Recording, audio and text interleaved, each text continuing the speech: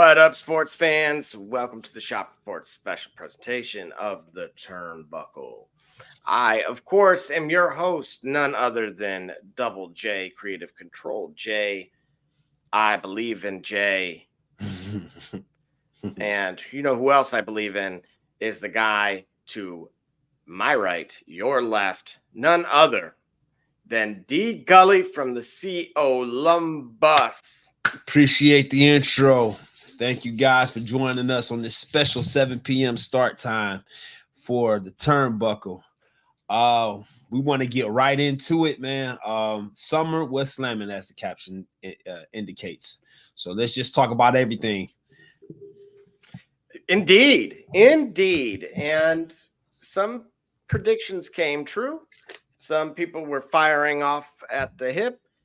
Matter of fact, there were a lot of people in attendance, and we will get into that too. I felt like some got a bit more love than others, and I wanted to gauge your thoughts. That was just a personal takeaway of mine. But first, speaking of personal takes, in today's first segment, it is none other than, of course, Tell Me. You did not just say that. And it comes from none other than AEW's MJF. You're gonna need to buy a vial, man. AEW's MJF said, "What IOU WT H on the IOU, right? WXYZ and viewers like you on the PBS and the PBC." And that's about as many bars as I have for today. So, MJF, of course, was known more recently for not just his in-ring capabilities, but having a candid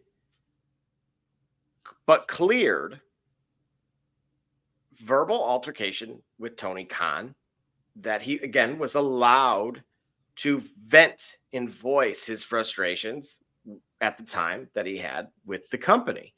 Okay. During a podcast with Sports Illustrated, he happened to say that, yes, he may have semi-let on that he was going to be kind of PG, and Tony gave him an inch, he took a mile as it pertained to that particular rant.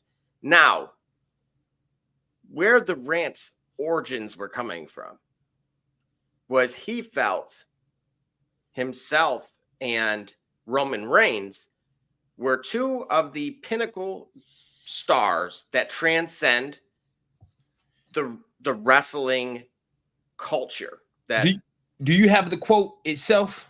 I'm getting there. Mm-hmm.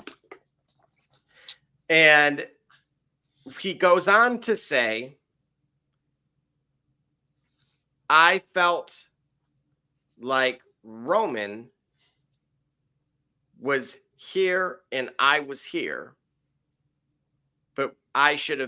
but he was paid there and I wasn't. Well, now, of course, he followed that up with reiterating he is paid now, and he is yet to disclose the terms of the deal. He's actually been very candid about not disclosing when that contract expires. But what I wanted to gauge from you, because I thought, again, he is who he is unapologetically.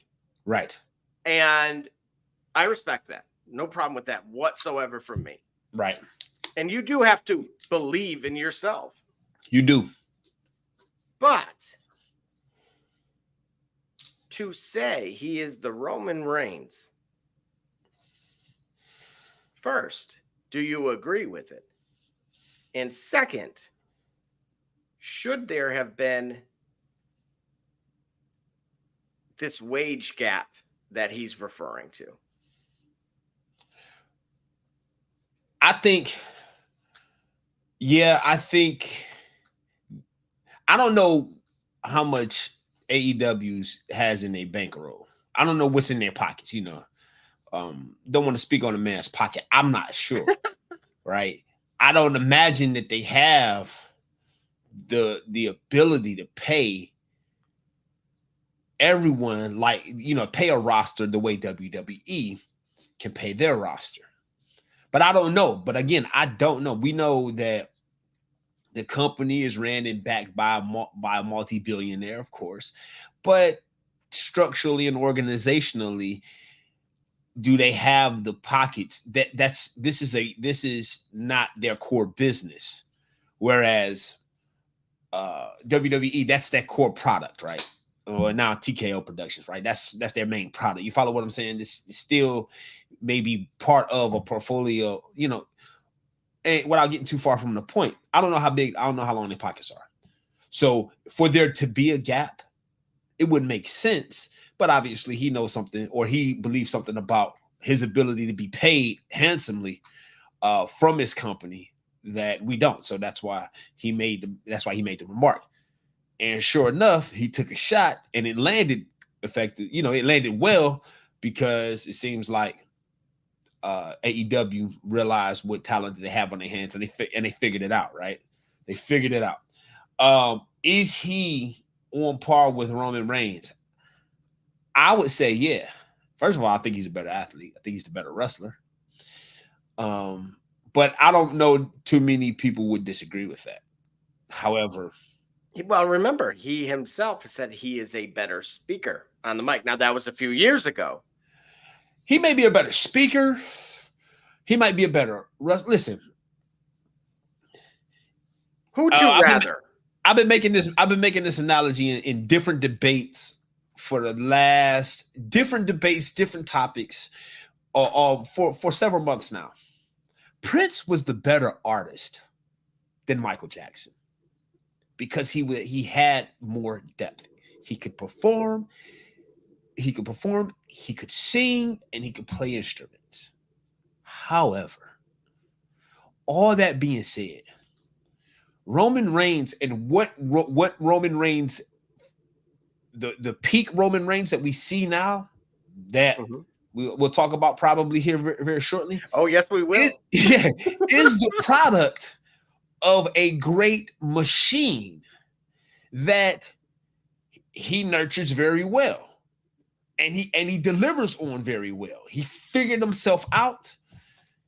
The team around him figured it out, and he continues to deliver that which allows the universe, the WWE universe, to appreciate and really enjoy him on camera, really enjoy him in the universe, right? Heel or face. MJF he's a better on mic talent. He's a better in-ring talent. He's got a better repertoire, got a better mic skills. Does it come together ultimately for a better overall presentation? I think it doesn't at this time, but it's only a matter of time, right? AEW has the responsibility to make that statement because, in my opinion, MJF is doing everything he can. He's doing everything. He's fulfilling his obligation to be the Roman Reigns of the non-WWE universe. So now AEW needs to put together a plan to make sure of that, the way WWE has done with Roman Reigns. It's very interesting you say that because, yes, we're going to discuss SummerSlam in its essentially entirety, but I just want to point out, without disclosing too much, I just want to point out some things that to me separate the two, because you referred to it as a machine, and this is where I argue man versus machine. Oh, Terminator. All right, John Connor.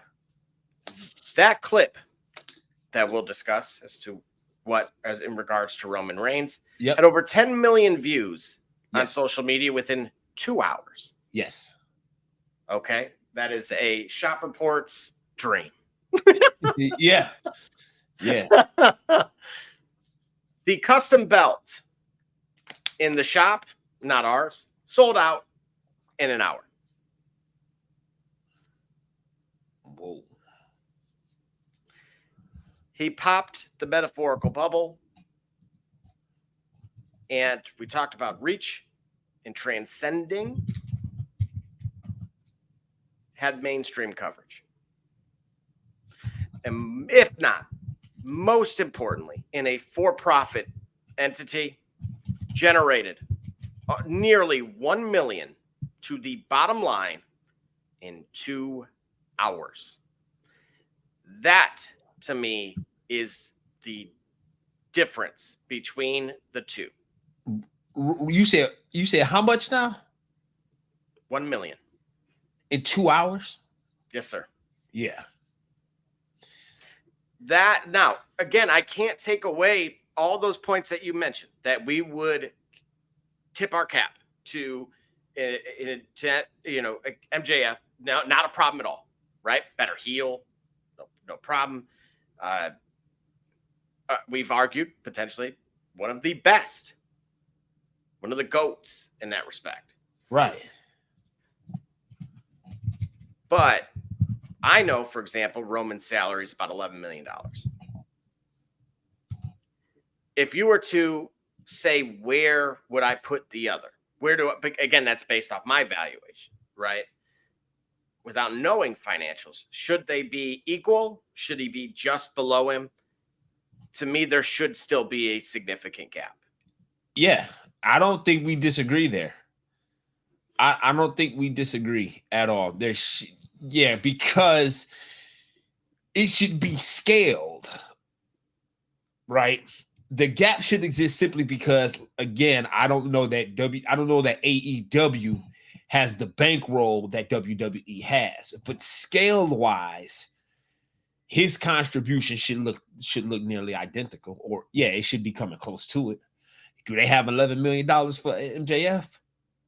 Whoa, you know what I mean? Then let's talk about where else the AEW needs to continue to grow on that, because clearly they got more money that they're playing around with, if you will. I am so glad you said that. All right, for sure. That will actually be our next topic. But I will let you finish your point on this, and we will actually take our first break from there. Well, no, I think it's about. I think I can't get it more concise than that. He should be paid to scale, but I don't know that it should be equal. And again, but AEW has got to do their part to make it happen, because what you just described, the amount of capital, the amount of money that the Roman Reigns IP generates is the product of Roman Reigns, the athlete, becoming the best version of himself, and the machine around him making the wise decisions to become the best presentation of Roman Reigns that you see. Those things are met. Roman Reigns is at the table. He's at the head of that table, and the table mates know what to do with the job. AEW has got to figure that out. That tells me how healthy the company is.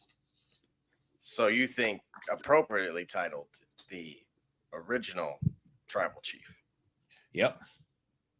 Fair enough. And with that, we will be going to our first commercial break. So stay with us, and we will return after this full TO.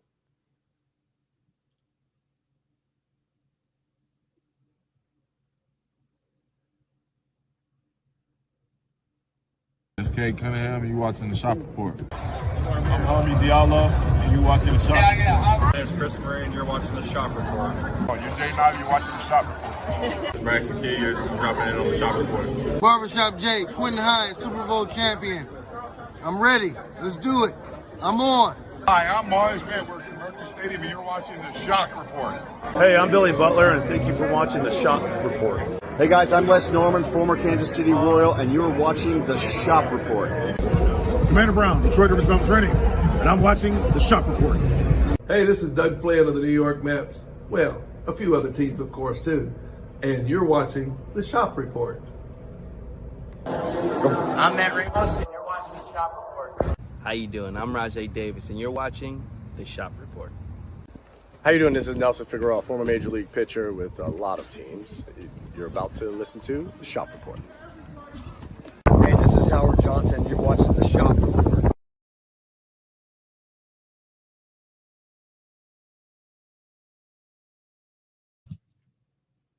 And just like that, we are back. And speaking of, we talked numbers, talking the business side of things. And you talked about what the Khan family not only is capable of. Yeah. And we've actually brought up the potential, once upon a time, of not just AEW as a organization and entity, but how they really can scale. And is Tony Khan the best booker because he's actually, a fan at the end of the day? Right. This is someone with the means, in part due to Dad. And if you didn't know, Dad went to Illinois, so Big Ten school, shout out, of course. And nevertheless, of course, owned the Jacksonville Jaguars. Of course, if you remember, Tony infamously during the NFL draft had that neck brace on from that incident that it took place, which was just, again, kind of broke the other, fourth wall, if you will. Right. And so, but yet, one of the running jokes is, and first of all, I'm not going to pin myself or put myself on one side of this fence or other. I will sit squarely on it, right next to Humpty Dumpty. And as it pertains to, but we have like Will Ospreay, that the group is not there quite yet. However, something could change that. Okay. A closed door meeting took place, and worlds are colliding. This is no Mandela effect. What you're seeing has not been doctored. I might need an operation, but that image has not been touched, other than that watermark there. Right. Shane O'Mac with Tony Khan. And then, of course, thanks to the Busted Open podcast, it was reiterated that he was not there for its or your giggles. Oh, really? That's right. For those, of course, who are subscribers, you would have seen in the Discord, again, and I will read straight from that.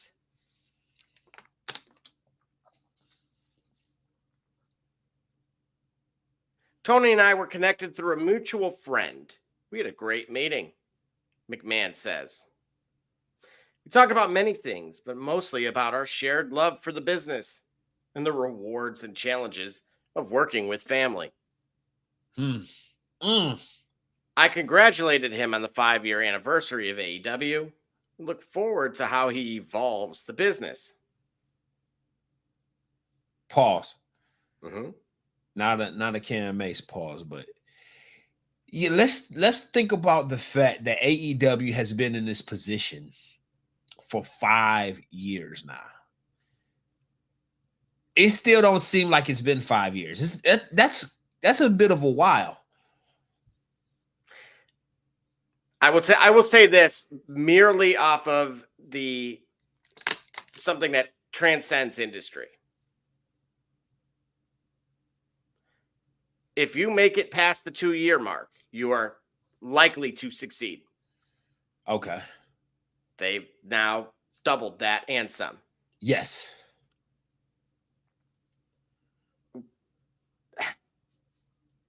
I'll let you take it from here. They have doubled it, so they are in a now. I will just add this one thing. Remember, Forbes themselves. Actually, I may have a loose. Yeah, we saw it on Fox, but Forbes listed it right. Correct. $2 billion.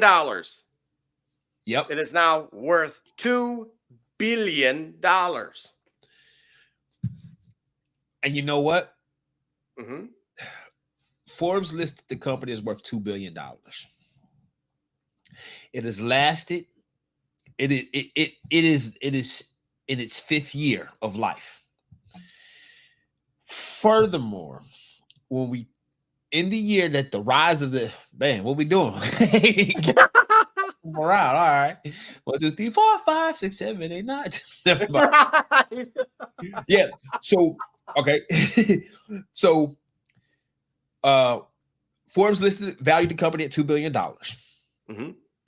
They are in their 5th year of existence. Reviewing the rise and fall of WCW, the conclusive, overwhelming fact is that the suits at the head of the company didn't want the product anymore. So it had little to do with, it had very much to do with overall enthusiasm and interest in the product, not exclusively the mismanagement. And the mismanagement seems to have come from the disinterest in the product. Not that they were just totally interested and just like, couldn't read a room, if you will. Management didn't want the product anymore. You don't have that here. You have a company, again, with sustained interest from the people cutting the checks. They want it to work. They want AEW to succeed as a brand. Do they want it to be WWE? I don't know, but they want it to succeed as a brand. So that, combined with its valuation, combined with its longevity, now introducing great enthusiasm from a seasoned veteran in the business, running the business and performing in the product, in Shane McMahon and in the Shadow Realm, somewhere like Hihachi Mishima and Tekken 8, he never dies, always here. Vince McMahon somewhere in the shadows. You have what could be the formulation of a true machine preparing itself to equip itself for a big time run. See what I mean? Absolutely. Now, again, just as a reminder, these two organizations, being TKO and WWE, are combined valued at $21.6 billion. Okay. All right. Now, that's roughly, again, I would say 60-40 in terms of split. So in favor of UFC, meaning UFC had the higher valuation. So wait a minute. Is UFC / TKO, or is TKO the parent? UFC and WWE are siblings. They're siblings. They are under, the TKO is the parent. Okay. Now, what I want to make clear is that when they first made the purchase, it was for 51%. So what they ended up saying is that the other 49 would stay amongst WWE shareholders. That's where it gets a little bit in the weeds for me, because I don't know who that is. I don't know when they formed the WWE network. If you remember a while back, they needed to borrow money. So right. They, I think, opened the door for outside investment at the time. Okay, so that's why the move to Peacock, which didn't make sense for me at the time, but I appreciate it now. That's why it did make sense. Okay.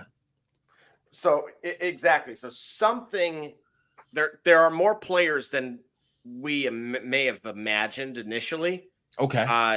But of course, when they bought Vince out, so just as a reminder, when they bought Vince out, it was for $311 million.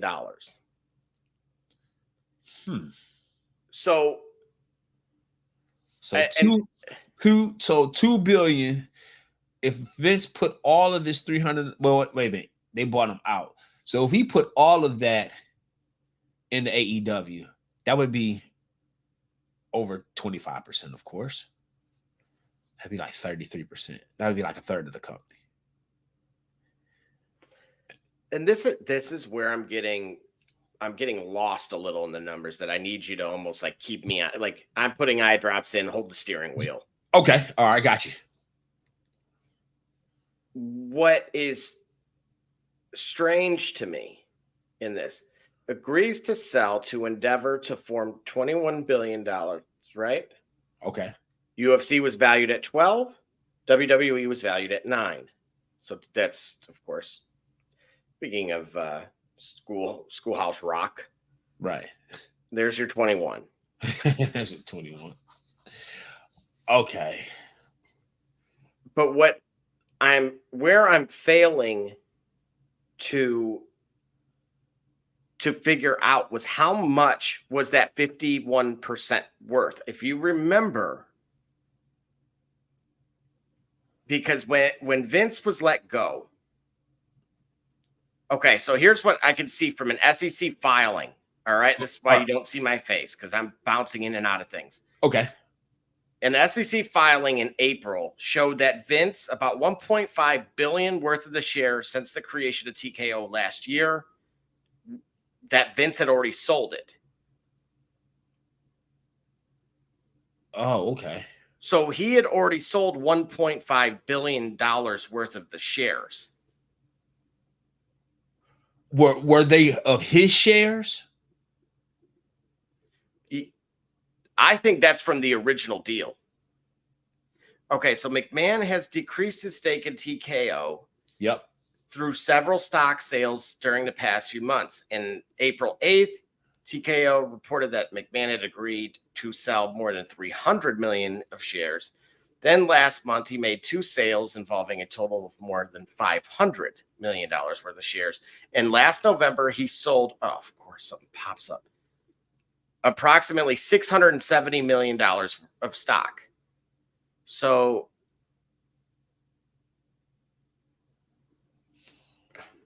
he'll do whatever he's going to do, Shapiro said. We're on the sideline. We have to look and we'll see. So this is after the resignation. So my guess is Vince McMahon at least has $1.5 billion. Yeah. Right. He saw it coming. He like, yo. Bro, and this is why I tell everyone, I'm going to tell you guys right now. Okay, actually, you'll hear me as a speaking from a business perspective, which is really no different than what I do now. But I'll be on a CEO podcast tomorrow, talking business. But if you ever want to, if I don't really dip in that realm, but I will say this: if you see someone selling, pay heed. Yeah, especially if they are far more connected than you. Don't listen to the talking heads. That's all. Best advice I can give you as it pertains to that. And that's why I stay out. Okay. Also allows me to be able to talk to private equity without having a conflict of interest too. That helps. Makes sense. So walk out the room like, oh, okay, this happening. All right, cool. I'll be out. Yeah. Right. So nevertheless, we have these two. And I'm going to quote again. So now we can at least confirm that Vince has a minimum of $1.5 billion. Yeah. The Forbes valuation was 2 for the whole thing. Yep. Now he's 78 years old. But Shane's not. You, sir. You nailed it. Right.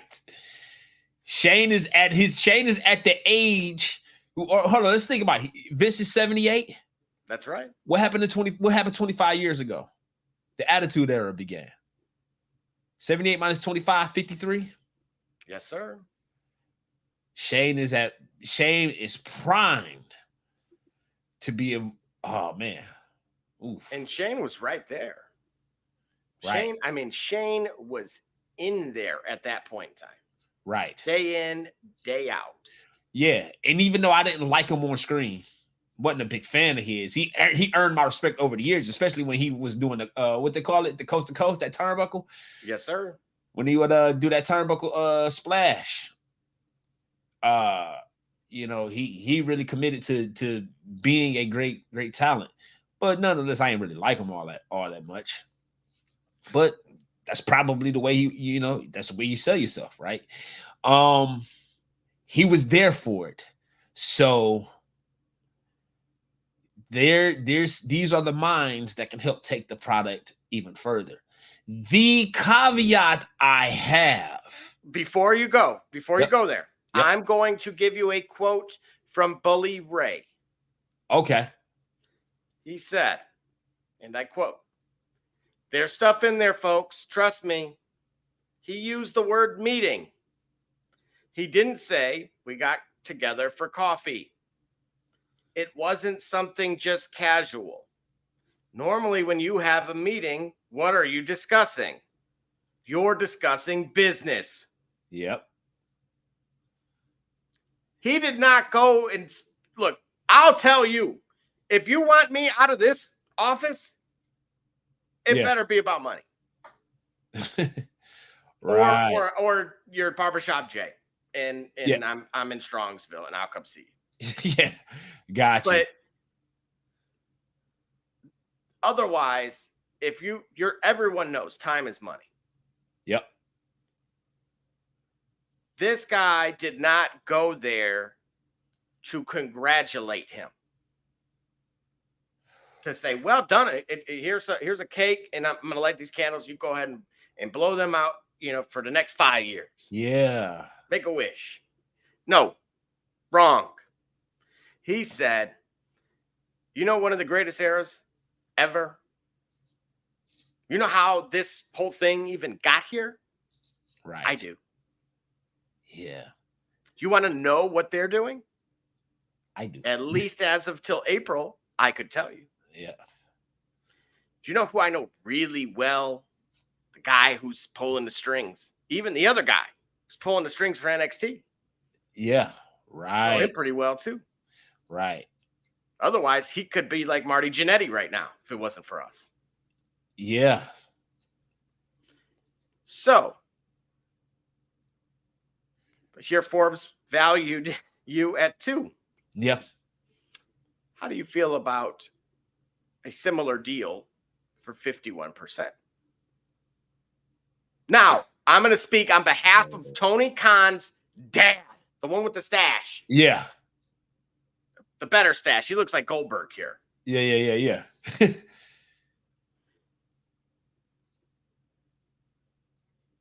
You invested what you invested to get this thing off the ground. Someone offers you that knows what they're doing, mind you. It's not just some clown. Right.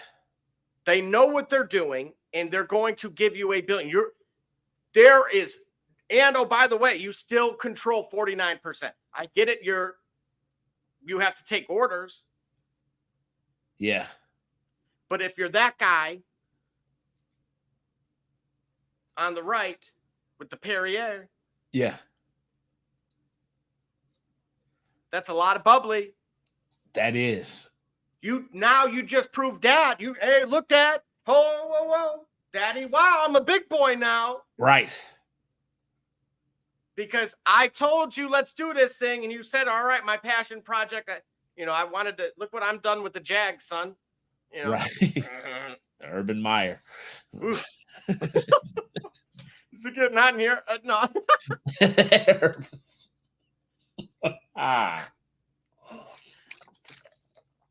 And now I can make you $1 billion richer, which, again, money's not everything. But it certainly would clean the slate. Everything, all those books that are redder than this. Yeah. It's like they struck oil.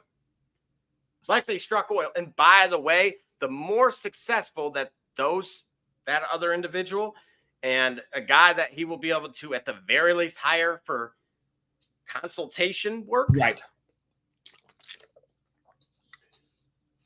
He knows a thing or two. Right. You could go and get the whole band back together, and I would love to see it. I'd love to see Jim Cornette and someone else. Wait a minute. Which one? Try to get those two back in a room and get them on the payroll together. Come on, man. You talking about a massacre. I don't know who would win either. It'd probably just be a double homicide. You put the two of them back together, like 2 beta fish. 3 beta fish. But come on, Gully. Work with me here. I laid out the business landscape. All right, so here's the caveat. Here's the caveat. The caveat is AEW rose in its popularity in part because of the freedom and flexibility that its talent was able to enjoy, particularly the aging talent that are prime stars of WWE's Ruthless Aggression and Attitude Era. Does that sound familiar to you? Inflated contracts that were heavily in favor of talent? Yeah, so this is what I'm saying. That does sound very familiar. My concern is there's MJF, for example. Would we know MJ? Well, I asked about a machine, so I guess I might be answering my own question. Will we know MJF the way we see him now if it was under a traditional, if it was under the legacy WWE influence? Like, can the potential new leadership respect the aura of freedom and flexibility that it appears AEW currently has, that the similar environment that it appears WWE has, with Paul Levesque as chief content officer? Hold on a second. The same guy that has MVP saying, I agree with you as it pertains to holding back talent. Oh, yeah. That guy? Fair. Hey, listen. Yeah. I mean, if I overlook something, sure. Remind me. I brought up another Joe, and it wasn't Samoa a little earlier. Do you remember what they did to that guy? He was Rusev's lawyer or interpreter, something. Do you remember that? Yeah. Are we sure? This is what I mean. I look at it, and you're absolutely right. It reminds me of WCW all over again. However, there's not the nest egg. There's not the A program. Not only that, you know who has a really good relationship with the Turner networks, or particularly USA Network? Vince. You know who's going to be vacating a primetime right spot? Absolutely. They're going to Netflix. That's right. Netflix, the same Netflix that just lost over, I think, $1 billion due to their support for a candidate in the United States.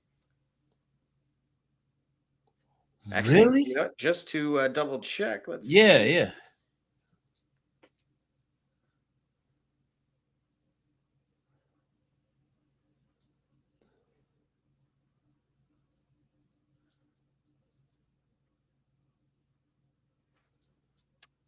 So it was trending on Twitter 8 days ago.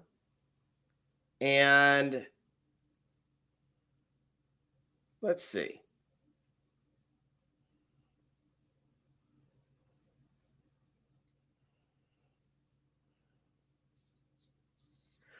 There's now conflicting reports. Okay. How many did they lose? Because this, again, I'm just going to say they rumored to have made a $7 million donation to a political candidate. And it had been reported that they had lost $2 billion within 4 hours. Whoa. Now. Okay. What I will have to do. Wait a minute, you said 2? According to this, yes. Oh, so now, when I'm going to double check, I'm going to go to their stock. Okay. It is down 15% today. I'm sorry, 2.5% today. Now, over the last 6 months, it is still up. However, in the last month since this happened, right? This only was 8 days ago. Yeah. Or was at least posted 8 days ago. It has gone down 13%. Whoa. Significant? Sure. But what that means, look, I told you I'm not going down that rabbit hole as far as candidates and all that stuff. I don't care. Instead, when Hunter in that group, no different than Adam Silver, right? Different program, but different sport. Right. When you go into those exclusive spaces that have a paywall, no different than your PLEs. Yep. There is a possibility that you can, again, we can look at things in two ways, right? The short term, the fruit, right? Versus planting more trees. Right.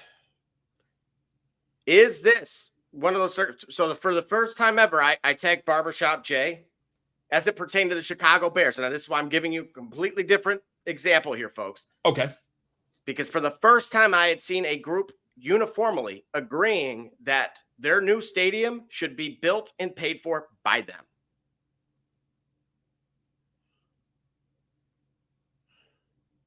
They took one quote was, and I'm paraphrasing, said, "Good. So put a winning team out there, win the Super Bowl, and buy it yourself." Wow. Because the mayor had came out and said it's not possible to fund that this year. Right. To me, that is a microcosm of a changing of the guard as it pertains to generations. Okay. I had to explain some things within the game of baseball to Aiden at that game. And quite frankly, I was shocked and slightly ashamed.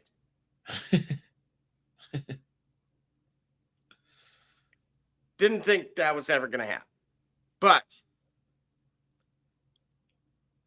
when it comes to here, when you vacate a space, when we know that's prime real estate, yes, it's worked forever, right? There's a doomed lot down the road about 3.5 miles here. They've put everything from a bike store to a pool place to a workout area. All of them failed. Okay. But if you get the opposite of that, it's always worked. No matter what was there, it's always worked. Yeah. I mean, 31 years ago, it became home for professional wrestling. And it only ever feels right when it remains there. Do you remember when the takeover officially began? Yeah. In that first show, who was there? Who did they send to Nitro? My guy. The man in that image. Yep. It wasn't the man with the yellow hat. Yeah. So he's been around here. As far as the old man, the consultant, we'll call him. Yep. He was very selective in what pieces. Now, this would be a little bit different because he has to lean on them, right? He does not have. Now, letting a contract expire and playing within their rules, they kind of had to do that anyway. Got you. If you remember, they didn't just say, they pretty much told some of them to stay home. Yep. But for the others, they said, look, we have plans for you. Booker T was one of them. Yeah. But as far as the other guys, they, TNT kept paying them till it was over. Yeah. And with this, that's exactly what would occur. Now, renegotiations would not probably be fun. Because if you were on a sick deal that had show up to like 16 events over the entire calendar year. Yeah. Or creative control. Right. Hey, Terry. Right.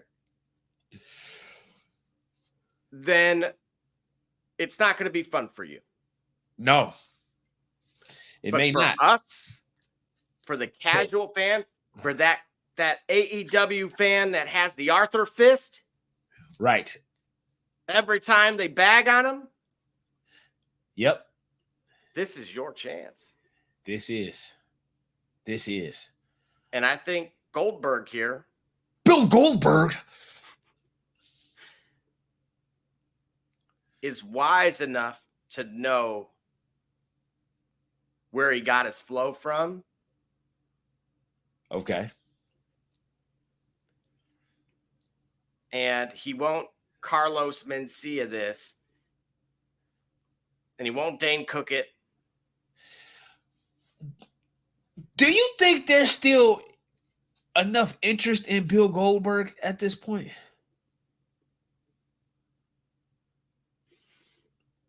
Do we really want to see him? Do we really want to see him in a world title picture as a part-timer?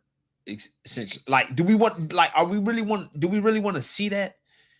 I mean, I know he's fit. I know he's in shape. I know he probably can do it. But I think part of the reason why it worked and why it does work for certain guys is because it is there's a bit of novelty to it. Like, oh, okay, so he does have something left. Like we can get a dream match or two, but not like a whole dream season. Like, I still don't think that it was okay. Right? Didn't he take the strap from Bray Wyatt? He did. He did. And that's something that many argue now, especially with what occurred. Yeah. That one grinds their gears a little bit. It does. To be able to see him, like, I don't necessarily need to see, because there's certain talent that you want to see having big main event, big marquee matchups that doesn't require them to have a belt. You get what I'm saying? And so my concern is for Goldberg, I wouldn't want to see him interrupt I don't want to see what happened to The Rock, what happened with The Rock, interrupting a world title picture, interrupting a sustained narrative. Boy, I wouldn't want to. Would you? I'm gonna interrupt you really quick because I want to ask you. Now that you've seen the future, now that hindsight's always 20/20. Do you still view it that way? Would you have liked him to have actually gone in and done what we thought was going to happen at that point in time versus how this is played out? You talk about The Rock? Yes. Would I like to have seen The Rock versus Roman? Correct. Where The Rock walks away with the title. Absolutely not. No, there's nothing. Despite this run, this Cody Rhodes title run. Well, no, because we got to talk about that. I think that deserves a whole show itself. I have such a big problem with what I saw. I got, man. Hey, we got to talk about that, man. We got to talk about that. Oh, we got to talk about that. Like, I am so upset. I am so disappointed. I am like heartbroken as a fan in what I've seen from this run. And as excited as we were, if for those of us tuning in, those of you tuning in, if you tuned into the Shop Report on Saturday, we were on at near the conclusion of SummerSlam, and the reaction that both Double J and I had to that return, that pop, I don't take that back at all. I will say that it was great, but it's totally it's disjointed compared to the champion. Going all the way back to your question. No, because see, I know I wanted it would your question would imply that if Cody Rhodes ever got his run, it would look differently. That's why you asked. It would imply that, well, if we was gonna see this, The Rock should have just had it. It did. It had undertones that were very much in stone. What I'm saying is, eventually, Cody was gonna have to get that title. So if they had to wait another year, what would we see from Cody differently? My personal take, very quickly, right off the cuff, would have been he goes for that U.S. championship that I still believe he's going to end up going after, but I think it should have been in reverse order. Where you fast forward a year, right? He's maintained that belt. He's taken it from Logan already. He then loses it here over the weekend to LA Knight. So LA Knight at least can kind of rise again. Yep. Roman returns. I don't know who's champion at that point. Roman returns, and then now we get on some collision course that ultimately takes us maybe back to one of the PLEs in which a Mania title shot could emerge from. That sounds lovely. Doesn't it sound like sunshine and rainbows compared to what we got? What was the walking the dog entrance? What was that all about? We were live when that was going on. Now, again, his wife's brother was there, front row with the family, of course. Yeah. And so I tiptoe, I walk on eggshells a little bit with this, but I didn't quite understand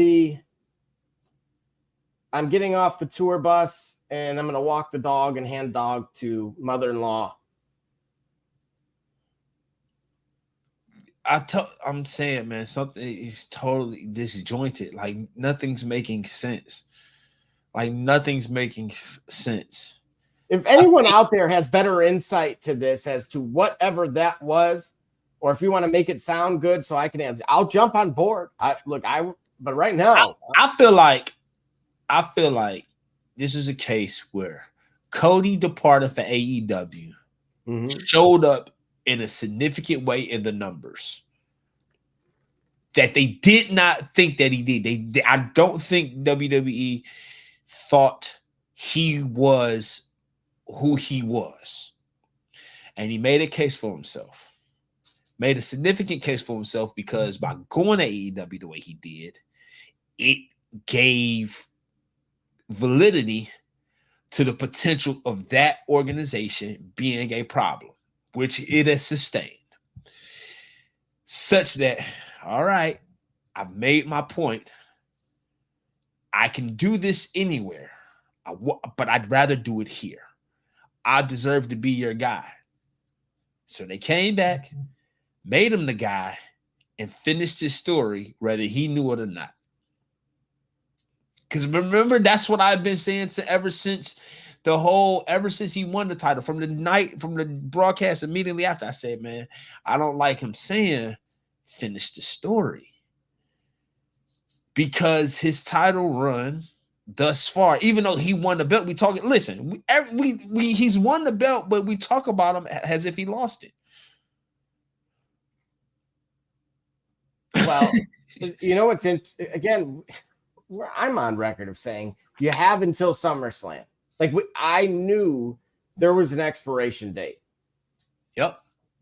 And the sad part to me is by the time they were in Scotland at Clash, I knew the window was already gone. I hate to see that, because there's a lot of potential there, even through the injuries to other talent. Maybe there were plans for CM Punk to be somewhere in this title run, or Seth Rollins to be somewhere in the title run, or AJ Styles to be somewhere in the title run, which he was. It just didn't seem like, his beef wasn't with the bloodline. His beef was with Roman. Let another faction, let another talent help develop the bloodline. Like, his beef wasn't with the bloodline. His beef was with Roman and The Rock.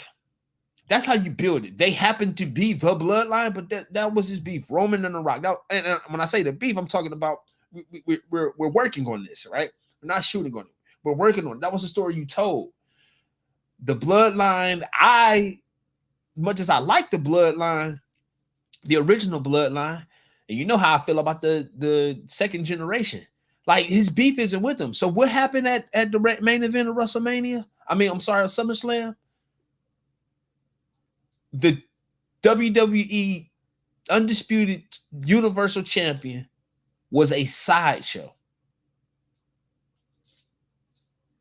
If I'm Roman, this is a second opportunity that we've seen in the WWE universe that I can remember, where what should have happened was just like the night that Steve Austin, when he stunned The Rock?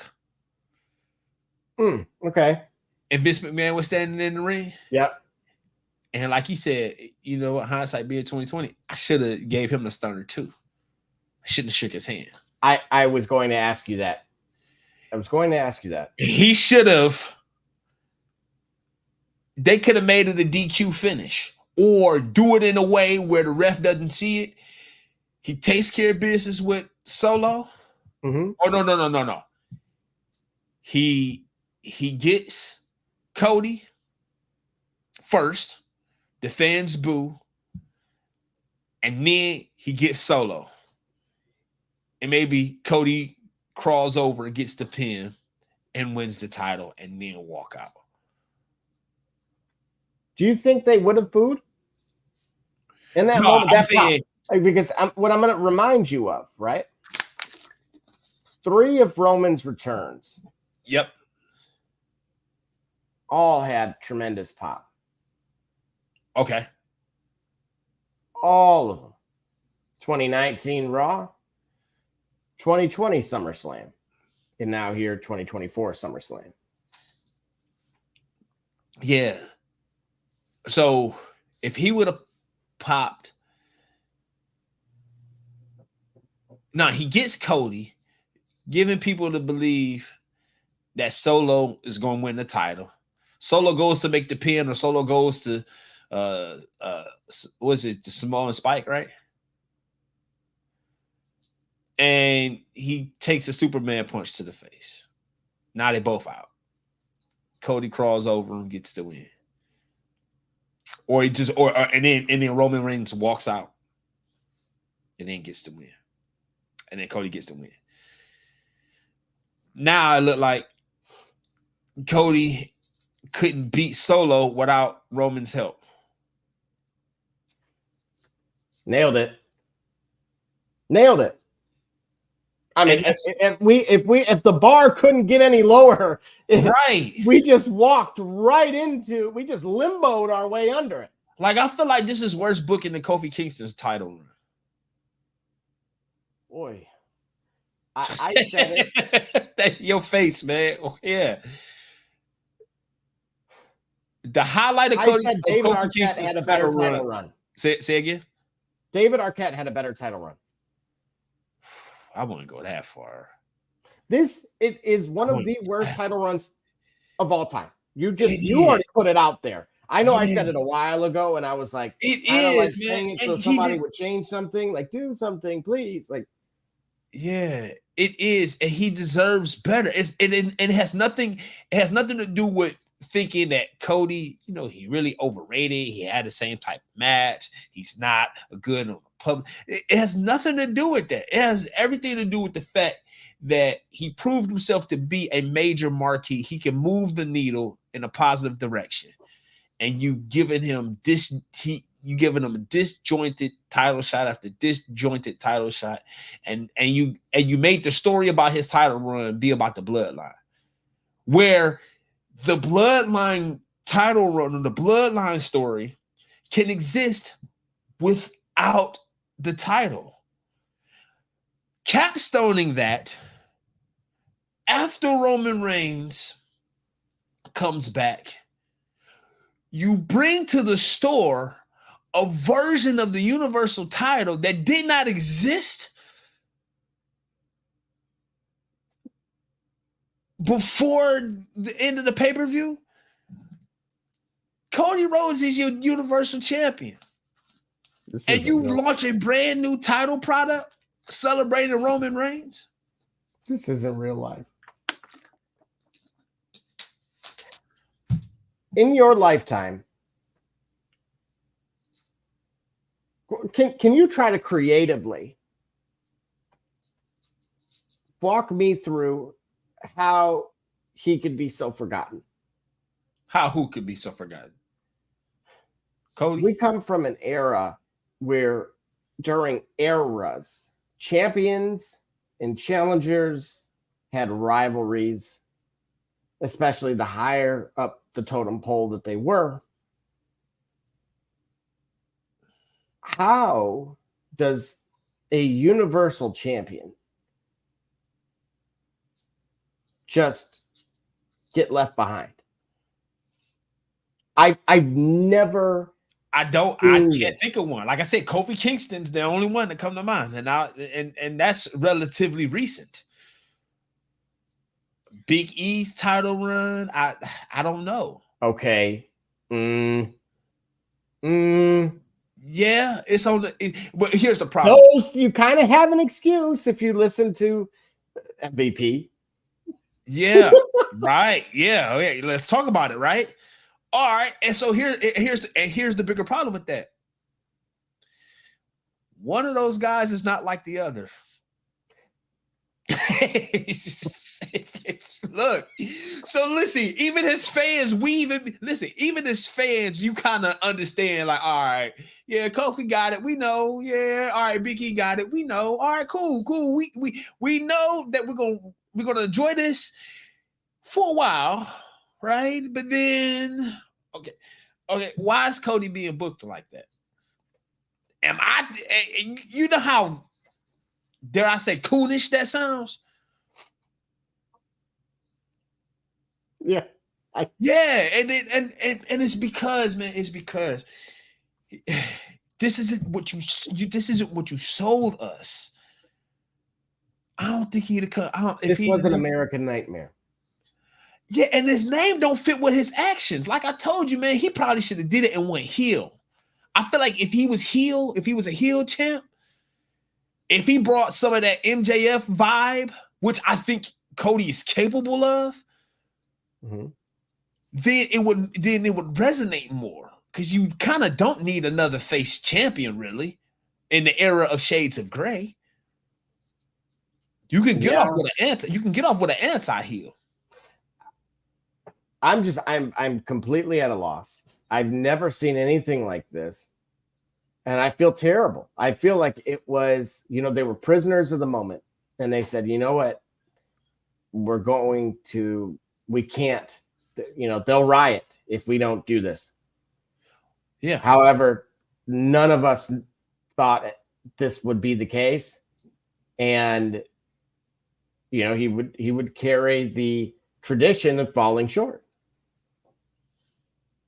And once the outcry potentially from folks like ourselves saying we don't want The Rock to win, right? We don't want him to just, hey, how are you at the front of the line? No, get your. It's only because to the back, and it's only because of the story that they sold us. That's what I'm saying. If they hadn't built Cody to, I came back, I returned, came up short, and run a years-long program for him to come back to this, for him to return to this level, return to that. If they hadn't run that type of program for him, then The Rock could have been, The Rock could have come in at WrestleMania 40 and it would have made a lot of sense. Because again, to The Rock's credit, he looked fantastic. He did his job. He actually saved the angle, because he knows what he's doing in that position. He knows what he's doing when people don't like him, really don't like him. That's how The Rock was born. Sikoa have been the champion during this run. What? If I were to replace, I out Cody in Solo during this tenure, this run.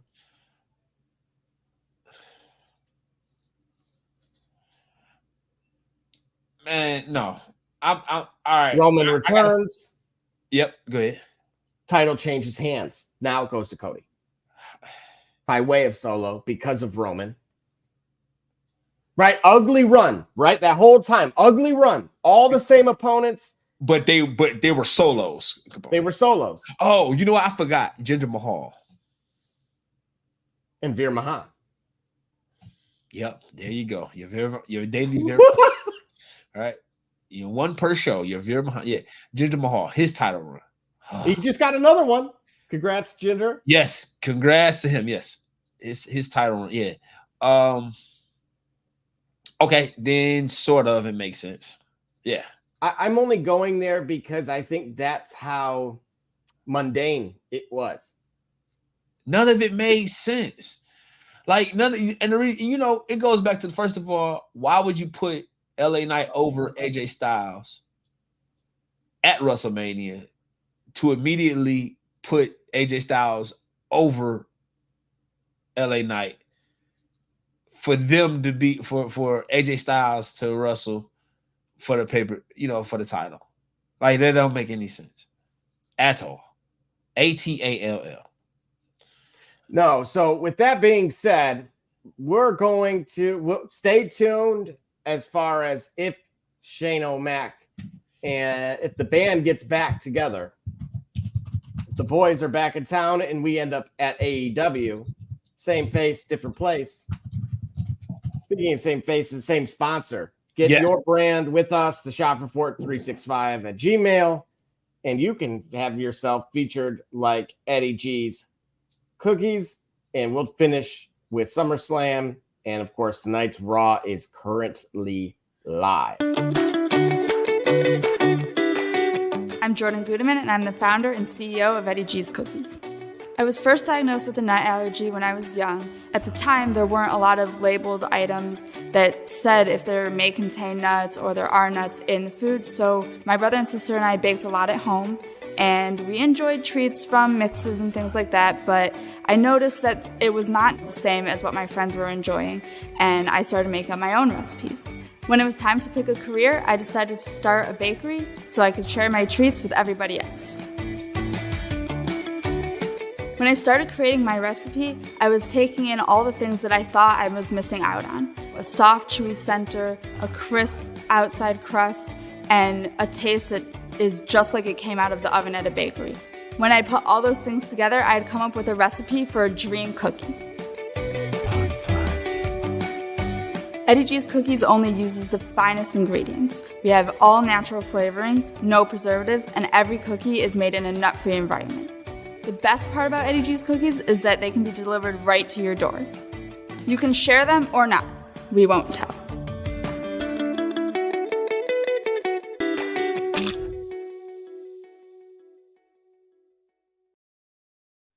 What it do, sports fans?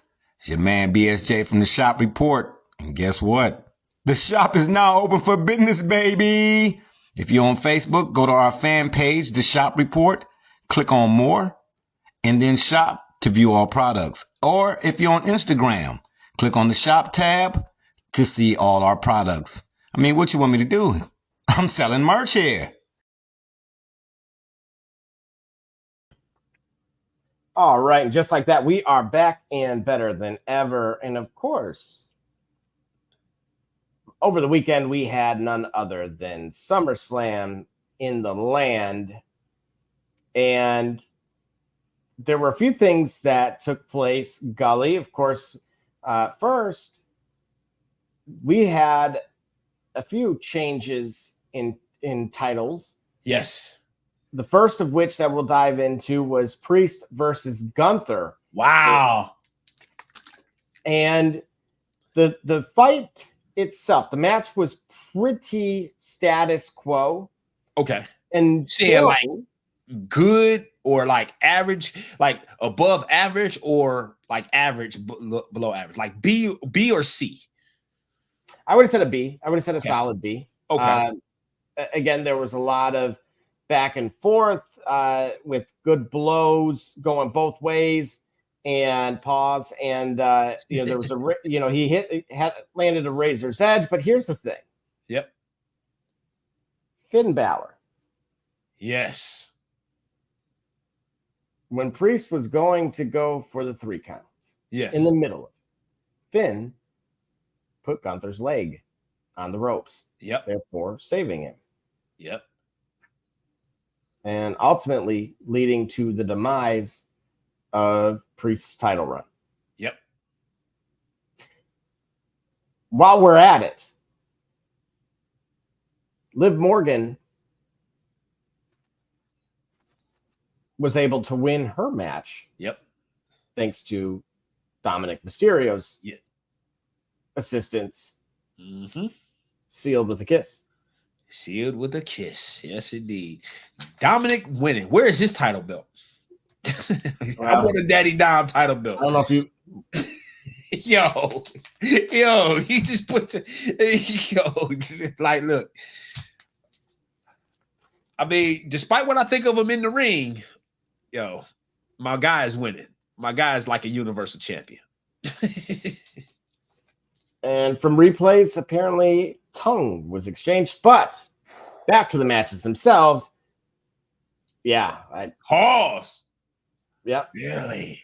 Really? Like there was an article that Diamond's winning. Okay. Hey, that's Ray Ray's son. All right. Is the Judgment Day done? Yes, thankfully. What do you mean, thankfully? You've been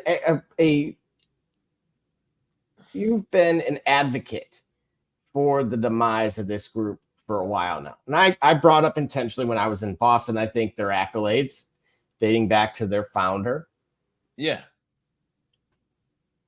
And they were, I think they overachieved from what they were originally maybe intended on doing as a faction. Right. And certainly it felt like last summer, maybe, or was it the last summer? Maybe 2 years ago now. Was certainly like that's how good their run was. Yes. And it's not transcending years for me. Yeah.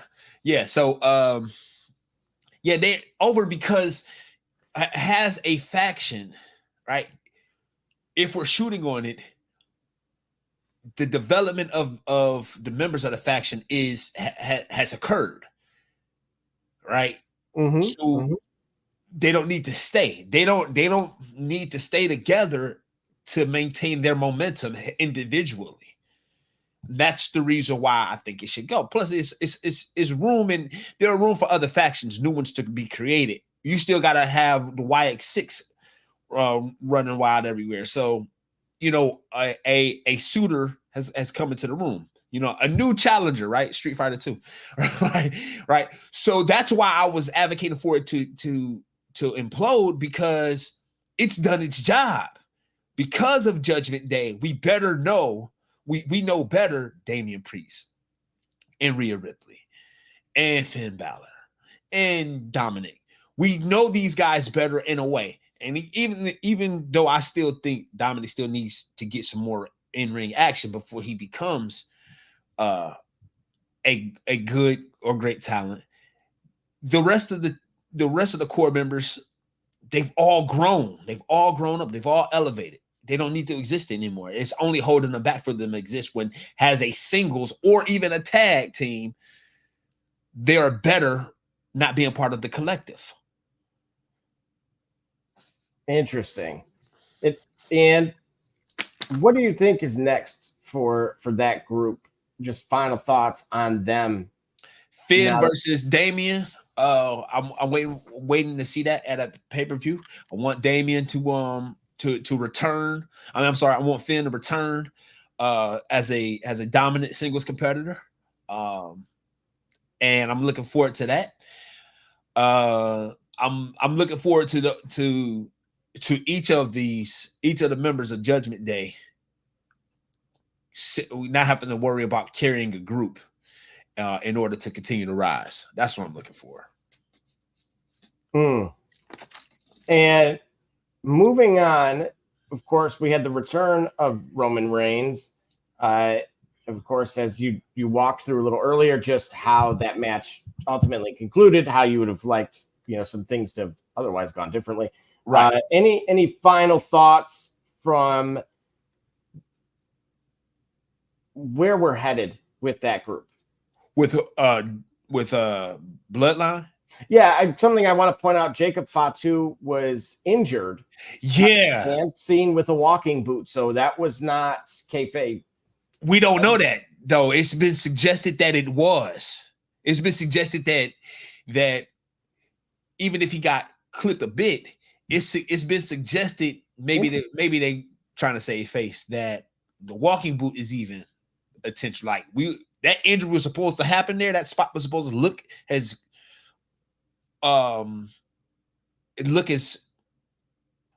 unscripted, if you will. I don't want to say unscripted in this instance, but it looked like unplanned. Sure. But maybe not. I don't know. But to have the OTC battle the bloodline, I'm here for that. I'm here for that because yeet and yo yeet, I'm over that. Well, just when I thought how many kids really did that man have? Rikishi?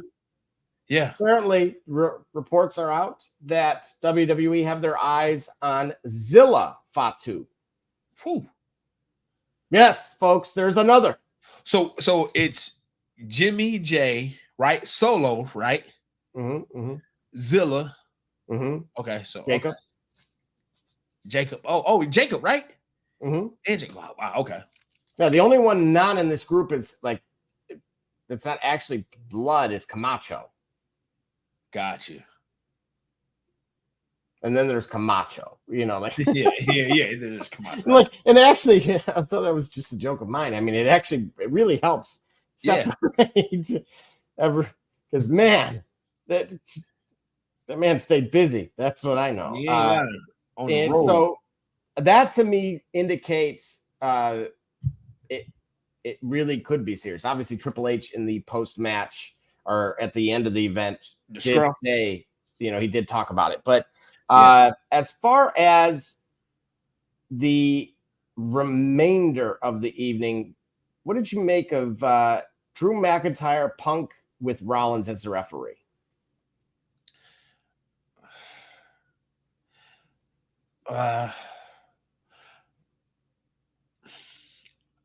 I've got to reserve judgment. I got to see that match again.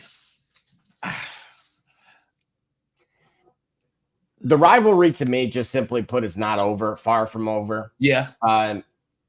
Strangely, of course, it gives you vibes of was it WrestleMania 7? The Shawn Michaels one with the special guest referee. Oh, the IC joint. Hang on. Oh, that's gonna bother me. So I remembered it over the weekend. I tell you what, CM Punk. Well, yeah, because of the resolution that the three of those guys have with Drew and Seth having some backstage issues with CM Punk, probably going back, probably buried the hatchet. It's good to see kind of in a way CM Punk took an L at the hands of either of those guys. But yeah, there's more to come for that. I'm not sure about the match. The highlight of the night for me was, even in the loss, was Logan Paul representing Cleveland very well down to the tights.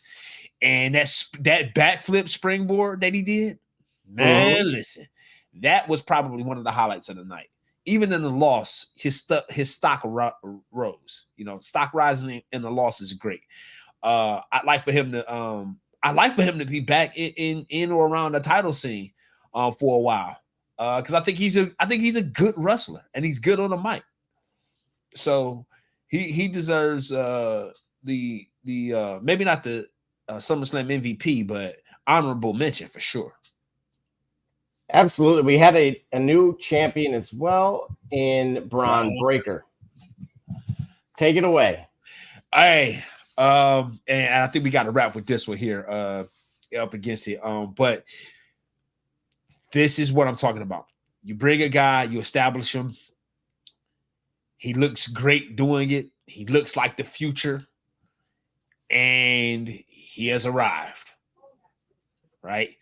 A lot of guys, they start with a great Intercontinental run, and then before long, we'll see him in the main event. The comparisons to Goldberg and to the comparisons to Goldberg and the like, I see them. They're well warranted. But he just looks like he's ready to kind of get his thing going and then grow. So this match at SummerSlam indicates such. And I don't know. I don't want to say too much more because I just feel like it's ready. You know what I'm saying? It's go time for him. Absolutely. And with that being said, we're going to actually take a quick break before we start diving into tonight's Raw. Of course, Gully will be returning by way of audio, voice. Yes. And so, of course, as always, if I'm not on the road, then you know he is. So we appreciate him. And if I had the sound effect, I'll give him a real thing there. And in the meantime, stay tuned, stay with us. A few commercials in. We'll be right back. It's Kate Cunningham, and you watching the Shop Report. I'm Harvey Diallo, and you watching the Shop Report. My name's Chris Murray, and you're watching the Shop Report. Oh, you're Jay Knight, you're watching the Shop Report. Bryce McKay, you're dropping in on the Shop Report. Barbershop Jay, Quentin Hines, Super Bowl champion. I'm ready. Let's do it. I'm on. Hi, I'm Mars Edwards from Mercury Stadium, and you're watching the Shock Report. Hey, I'm Billy Butler, and thank you for watching the Shop Report. Hey guys, I'm Les Norman, former Kansas City Royal, and you're watching the Shop Report. Commander Brown, Detroit Rivers Mountain Training, and I'm watching the Shop Report. Hey, this is Doug Flynn of the New York Mets. Well, a few other teams, of course, too. And you're watching the Shop Report. I'm Matt Ramos, and you're watching the Shop Report. How you doing? I'm Rajay Davis, and you're watching the Shop Report. How you doing? This is Nelson Figueroa, former Major League pitcher with a lot of teams. You're about to listen to the Shop Report. Hey, this is Howard Johnson. You're watching the Shop Report.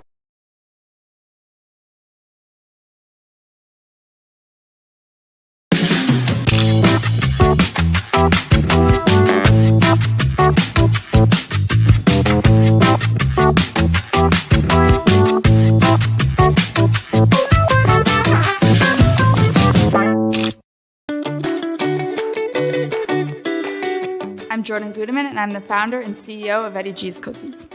I was first diagnosed with a nut allergy when I was young. At the time, there weren't a lot of labeled items that said if there may contain nuts or there are nuts in the food, so my brother and sister and I baked a lot at home, and we enjoyed treats from mixes and things like that, but I noticed that it was not the same as what my friends were enjoying, and I started making up my own recipes.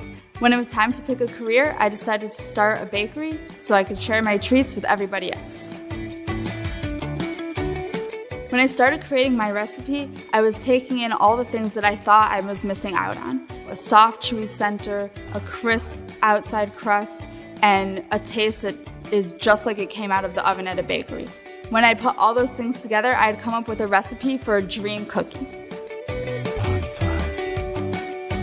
Eddie G's Cookies only uses the finest ingredients. We have all natural flavorings, no preservatives, and every cookie is made in a nut-free environment. The best part about Eddie G's Cookies is that they can be delivered right to your door. You can share them or not. We won't tell.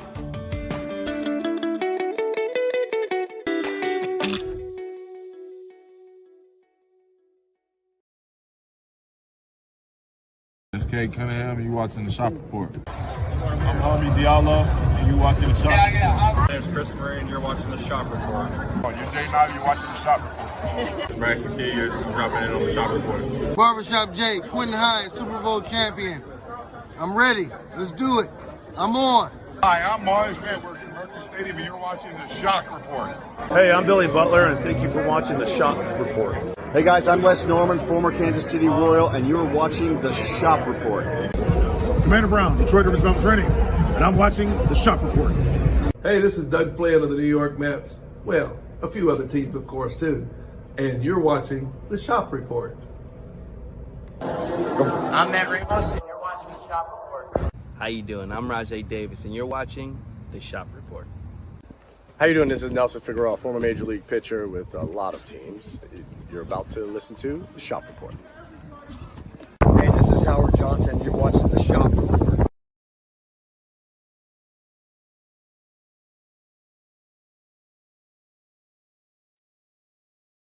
All right, and just like that, I am back.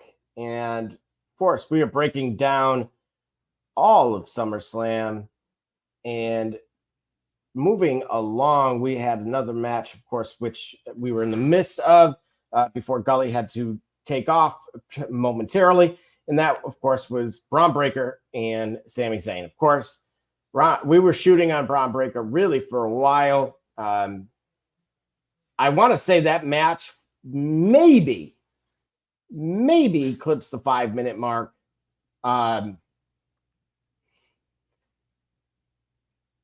Look, it made sense why the Steiner Bros were in attendance. But what really bothered me, was there was a shot, and you'll get a glimpse of, for those that watched on Saturday, they shout out DDP. And rightfully so. Diamond Dallas Page, Hall of Famer, legend. But how could you leave out? I mean, it was in the same frame, people. You had both of the Steiners. Look, I am never one to bring up anyone's past. And I don't care. Truthfully, I don't care. It's about what you did in that inside of those ropes. And especially in that moment. To be able to see that crowning achievement when others, myself included, have been sometimes a little critical of how they've handled the offspring or those next gen kids. And I think it was fantastic that they were both in attendance to see him get put over. What I'm a little surprised on is how quickly it happened. Because right away, I will point out Money in the Bank.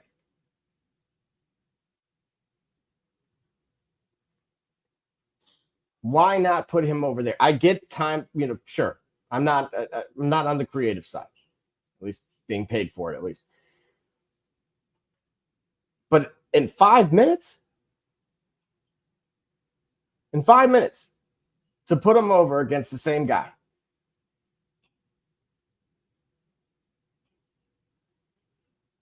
Again, please, by all means, if you have some thoughts, put them in the comments below. I will gladly get them up on the screen. Gully, again, for those that don't know, will be joining us from the road. Wasn't kidding. If I'm not on the road, he is. And we still find a way to come live to you. Matter of fact, it's fantasy football season as well. We got a lot going on.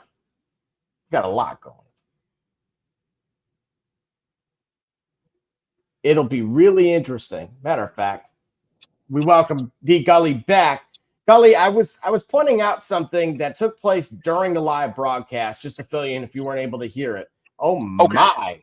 Oh, and there's some delicious stuff going on Raw right now. The Judgment Day is not done.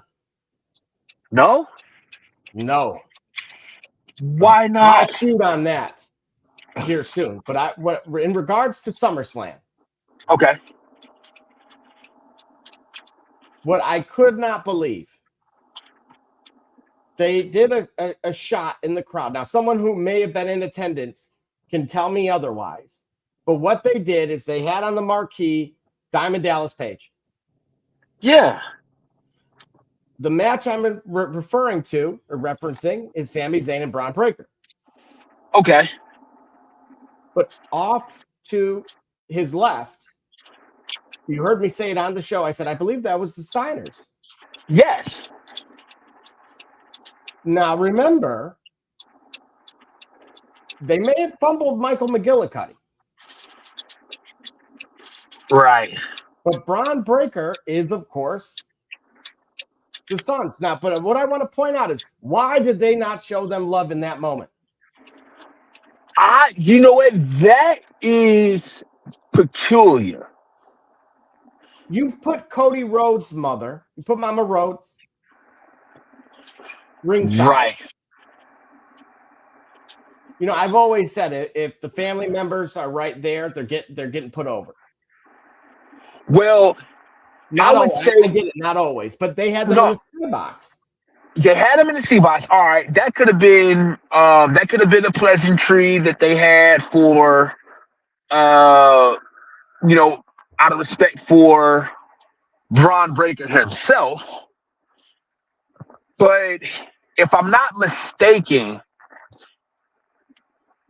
and here in recent matches in particular, you know, especially, they've referenced his lineage. They've referenced Braun Breaker and his lineage and his uncle and his dad in the telecast, so it's not a secret.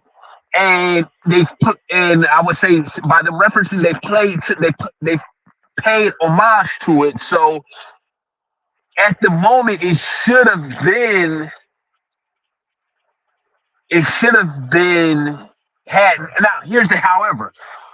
Though I like him and the fans like him, he's supposed to be a heel. Heels don't celebrate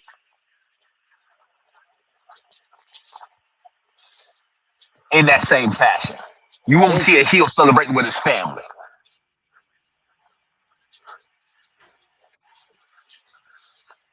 But what do you make of that match being 5 minutes long? That's perhaps maybe that's the signature. That's the signature. But Gully, why not put him over at Money in the Bank then? Why did we have to get to SummerSlam in order for that to occur if it was going to be a 5-minute match? Because it's a big four match. It's a big four pay-per-view. And I still believe they still have their big four. It's a big four pay-per-view. And perhaps this is the hallmark of what a Braun Breaker run is going to be. I'm going to make short work of everybody, right? If he's his daddy's son, and if he's his uncle's nephew, and if he is a reiteration of Bill Goldberg, things don't last long with me. Once I'm in my mode, once I finally have arrived, things don't last long. Now, how long was the entire pay-per-view altogether? About 2.5 hours. So okay, so we didn't. So it 5 minutes was in a 2.5 hour program. Right. So that's about how much time Barbershop Jay lets us talk. Yes. Strays, shot fired. Shots fired. Yeah. But so that means that's intention. That's branding. That is what you expect to see. So am I I mean, I don't want to say it. I don't want to shade Sami Zayn, or I don't want to say Sami Zayn for it. But I think if the moment is about Braun Breaker's arrival, then I'm okay with it, because that's how you build him to be. You built him to be a tear. Like, it doesn't happen. It's painful and it's quick, and it don't last long. That's how you built him. Remember, he's running through it. His spear is about is his spear more intense than Roman Reigns? Let me ask you, what do you think?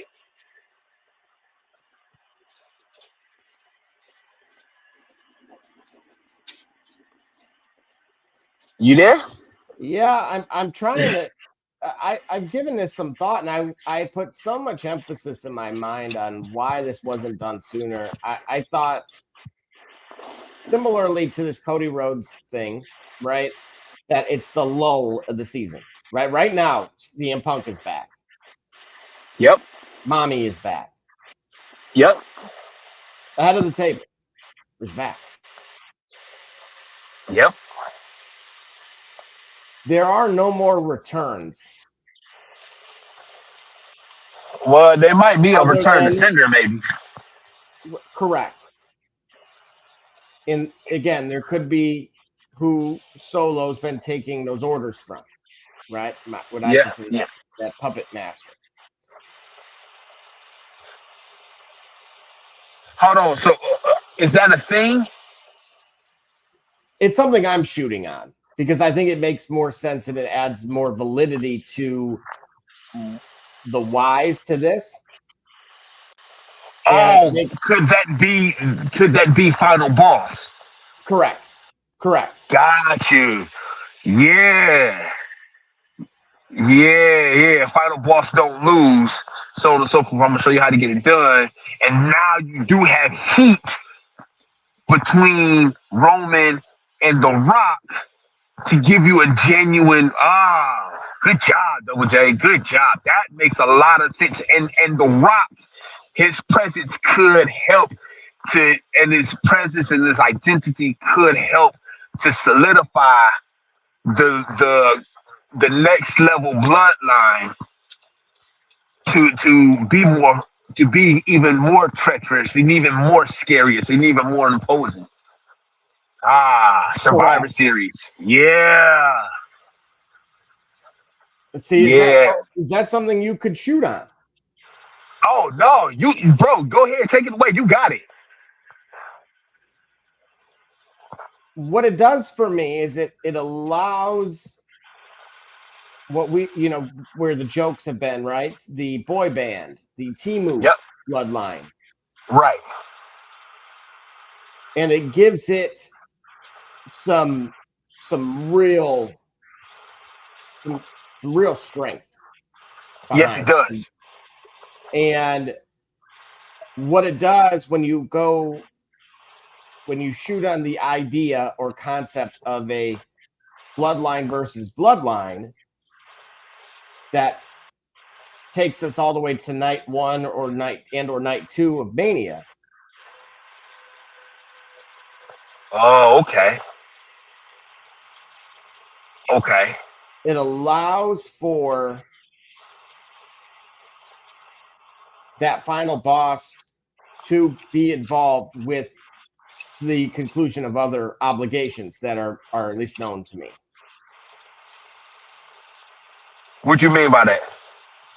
I would say contractual obligations that are outside of what have traditionally held him back. Okay, got you. All right. Yeah. So, first of all, I'm looking, we're already in August, September, October, November. That's only 90 days away. I'm really looking forward to Survivor Series, traditional Survivor Series matchup. By then, what I expect to anticipate, right, is, remember I talked about Zilla Fatu. Yep. I don't think he's merely a placeholder for Jacob due to injury. Instead, I actually see him as a real piece, and then what we see is the return of No Yeet. Yeah, where has he been? He been out the way. Where? Am I missing something? Well, no, he was there on. No, he wasn't. You're right. No, he was not. No, he was not. Right. And I think now what we're getting away from, because I don't know if you've seen this, Adam Pearce made a deal in which basically you can go between the A and B platform, or brands rather. And so what we're going to end up seeing is potentially Gunther in the Viper himself, Randy Orton. Right. And so because of that now takes Randy away from assisting with Cody and further assisting with Kevin Owens. And so you're Yeah. going to need someone to be able to help the ever-growing 2.0 babyface assassin group against them. And that's where you're going to absolutely need, again, the resurgence of, and not only resurgence, but reuniting of Yeet and No Yeet, so that you're going to have time to mend those fences. Right. And there's going to be enough of the others, again, see, and this is what I mean about a true, this is why I said there's enough here. There's enough to marinate between these groups that I've appreciated, but that's why I could not fathom that the Cody. It was like Cody hit the cutting room floor. Yeah. Yeah, he did. He did. They have something. They have something that they deem bigger in mind, and that is the bloodline. Now, you've seen that match. You've now seen the direction, at least what was hinted at a direction, right? Whether that was the shirt, whether that was the limited edition belt that we pointed out that sold out in an hour. Did you get yours? Nah, bro. $800,000 they made in an hour. Whew. That's something. Right. But that belt is for a reason. Exactly. By that date that you specified, is that Cody versus Roman? Because remember, they what is it? Is it Berlin? There's something else here, right? Okay. I'm almost not. You feel free in the comments as well. Correct me if I'm wrong. I feel like there's the PLE in Berlin. Yeah. And that's where I feel that's where I'm setting up this Gunther Randy Orton. Whew. Does Gunther hold it, or does Randy Orton return? You know, people dropping titles nearer to their home. It seems to be a common theme here. Logan Paul. But that'd be interesting. Absolutely. It's a great idea to put in your head though. Like, you know, just because you're at home, I mean, you know what I'm saying? That don't mean anything, right? You can get too comfortable at home. Correct. And so with that being said, we're going to take yet another commercial break to finish SummerSlam and start getting into tonight's Raw, because it's a banger. Hint, hint. It's K. Cunningham, you watching the Shop Report. I'm Homie Diallo, and you watching the Shop Report. My name's Chris Murray, and you're watching the Shop Report. Oh, you're Jay Nolly, you're watching the Shop Report. It's Braxton Key, you're dropping in on the Shop Report. Barbershop Jay, Quentin Hines, Super Bowl champion. I'm ready. Let's do it. I'm on. Hi, I'm Mars Man, we're from Mercury Stadium, and you're watching the Shock Report. Hey, I'm Billy Butler, and thank you for watching the Shop Report. Hey guys, I'm Les Norman, former Kansas City Royal, and you're watching the Shop Report. Commander Brown, Detroit Rivers Mountain Training, and I'm watching the Shop Report. Hey, this is Doug Flynn of the New York Mets. Well, a few other teams, of course, too. And you're watching the Shop Report. I'm Matt Ramos, and you're watching the Shop Report. How you doing? I'm Rajay Davis, and you're watching the Shop Report. How you doing? This is Nelson Figueroa, former Major League pitcher with a lot of teams. You're about to listen to the Shop Report. Hey, this is Howard Johnson. You're watching the Shop Report.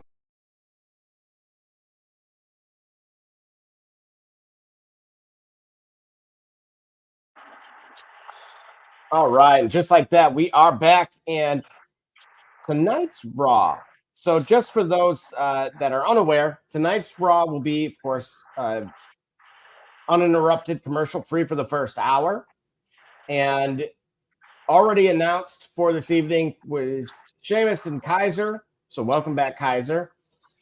Sonya Deville versus Dakota Kai, The New Day versus AOP, and The Awesome Truth versus A-Town Down Under. And it was confirmed that Drew McIntyre and CM Punk will address the WWE Universe tonight as well.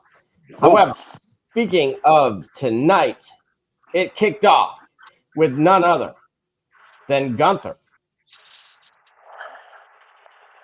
saying, and I quote, "As the new world champion, he's in charge and he's prepared for everything.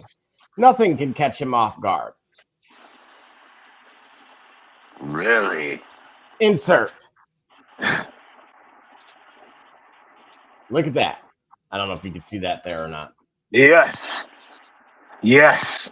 And guess who interrupts and who is known for being able to strike when he catches someone off guard? Right. The Viper. Yes, sir. None other. Now, what I love about this Baltimore crowd, they did say, "You deserve it," to Gunther. Oh, okay. So they gave him this. Okay, got you. I was about to say, they said it to Randy Orton. I'm like, oh, dang. Gunther, jeez. Okay. Now, check this out. Here's the interaction that occurred. These fans deserve a modern-day Flair versus Steamboat. Randy talks about how great Gunther looks with that title. How great of a technical wrestler he is. Yeah. But Randy says anything Gunther can do, he can do better. Right.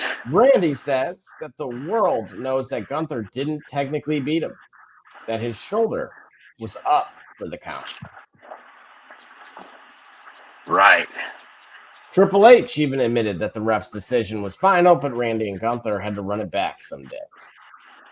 So Randy called in to Triple H for that rematch. And if Gunther isn't scared and wants to prove it wasn't a fluke, and which, of course, Gunther versus Orton 2 is now made official, and it is for the World Heavyweight Championship at Bash in Berlin on August 31st. I knew it. There it is. There it is. Yeah.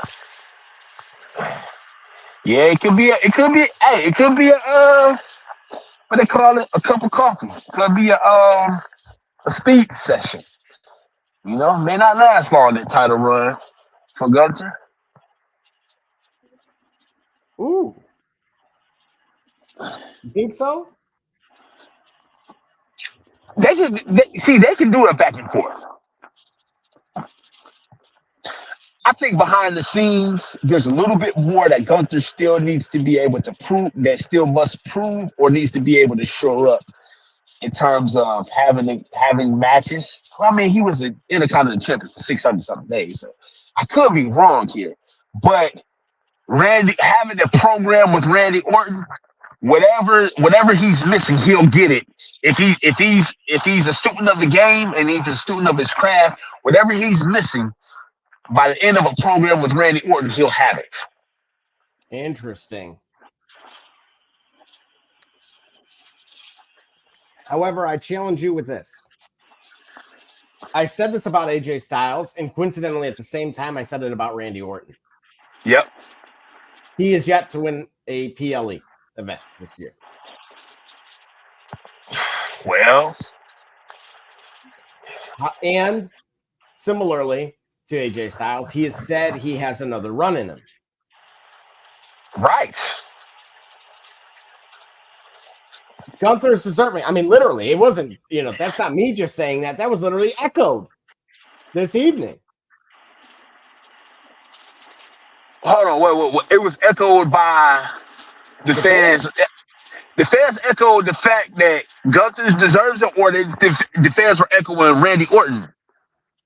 No, that was for Gunther when he was alone. Oh, gotcha. Okay, gotcha. Yeah. And so this is where I'm a little torn here. I have a lot of love for what Randy's done in that business, and yet I I feel I hate this that I'm saying this. I understand Father Time is undefeated and that this feels very John Cena-esque. You know what? And that's the thing, bro. We forgot that John Cena's retirement tour is underway. I totally forgot that. Do you remember when I brought up like make your mid cards and great again? Yeah. As far as like the belts. Oh well. Bring back the TV championship. Yeah. Give something shiny for some of the guys. Well, you know what? How about this? I'm the digital champion. Here we go. They got the speed championship. Right. Which is technically flirts with digital, but yeah. Right, because wouldn't that be like your modernization of that? What's old is now new again by way of this. Correct. Yeah, that digital. Yeah, the speed championship. They should take the WCW TV title lineage and tie it into that. Bingo. Retitle that, repackage that as the digital title, or the digital champion. And I think obviously it'll resonate. I think it hits different. It sounds better. Yeah, speed champion. I mean, that sounds like something that could end up in jail. That's what it's. Yeah. When I say it, the first thing I think of is a line. A Bronco. I just leave it that way. But that too. It is dark outside. Thank goodness we made it to the shop report after dark, ladies and gentlemen. Yes, it is. And so what I find fascinating is we have to find a way to get a belt on this guy.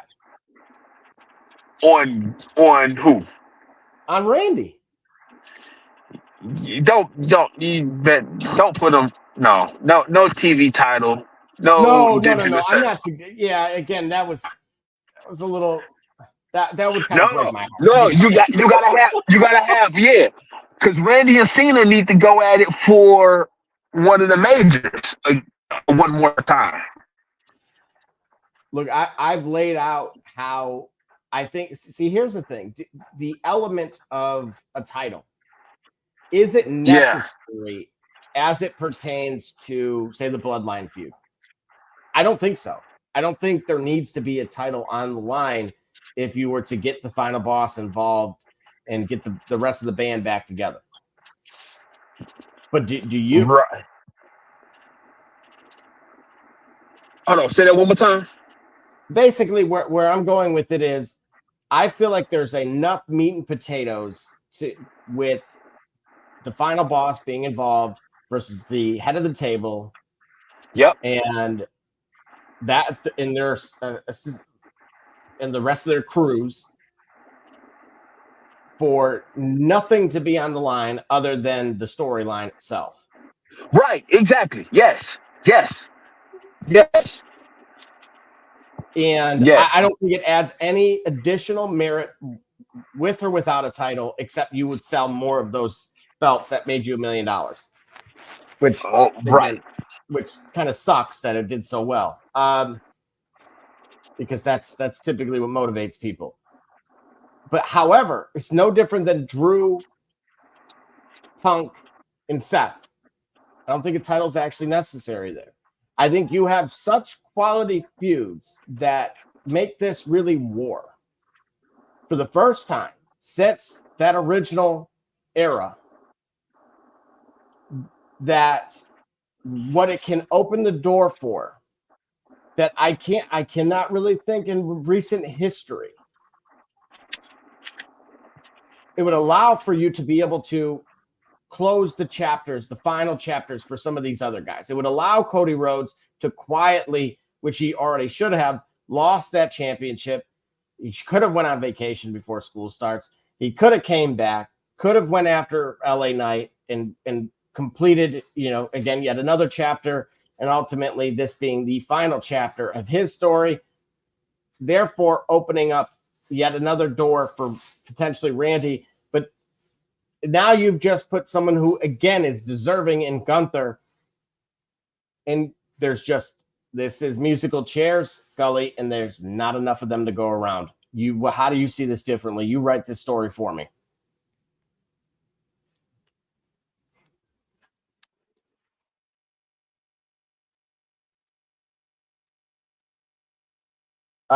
You may be on mute.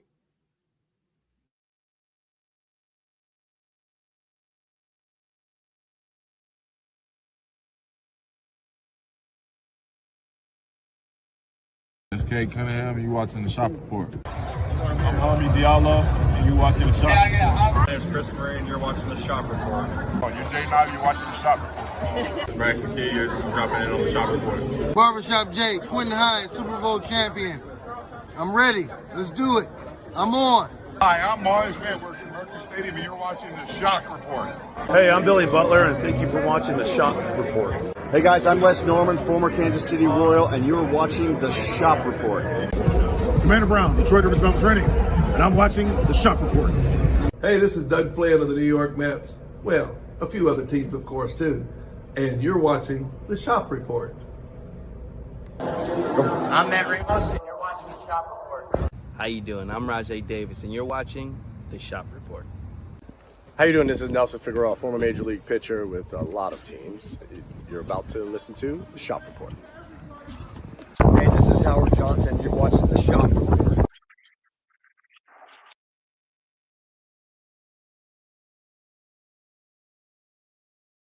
All right, Gully, do we have you back? Yeah, I'm back. All right. And again, just kind of could you find a way just quickly to be able to put a belt on Randy Orton without it necessarily being at the expense of some of these other guys that we've been trying to put over for a while now? No, you can't do it without somebody. I mean, why not have it worth it, right? Unless you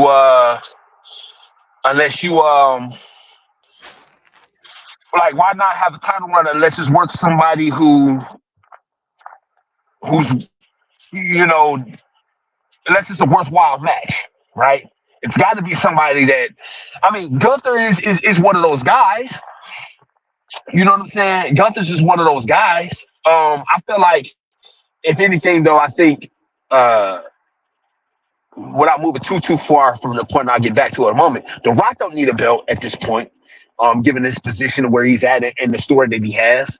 But like between the carousel of The Rock, of Randy, AJ, John Cena, and some of the legacy guys, there's enough there. So I would say for Gunther to have a short-lived run while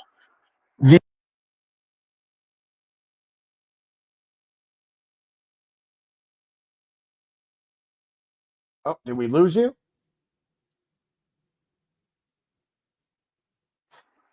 Oh no, am I back again? You got me. Yep. Okay, got you. Yeah, I think that it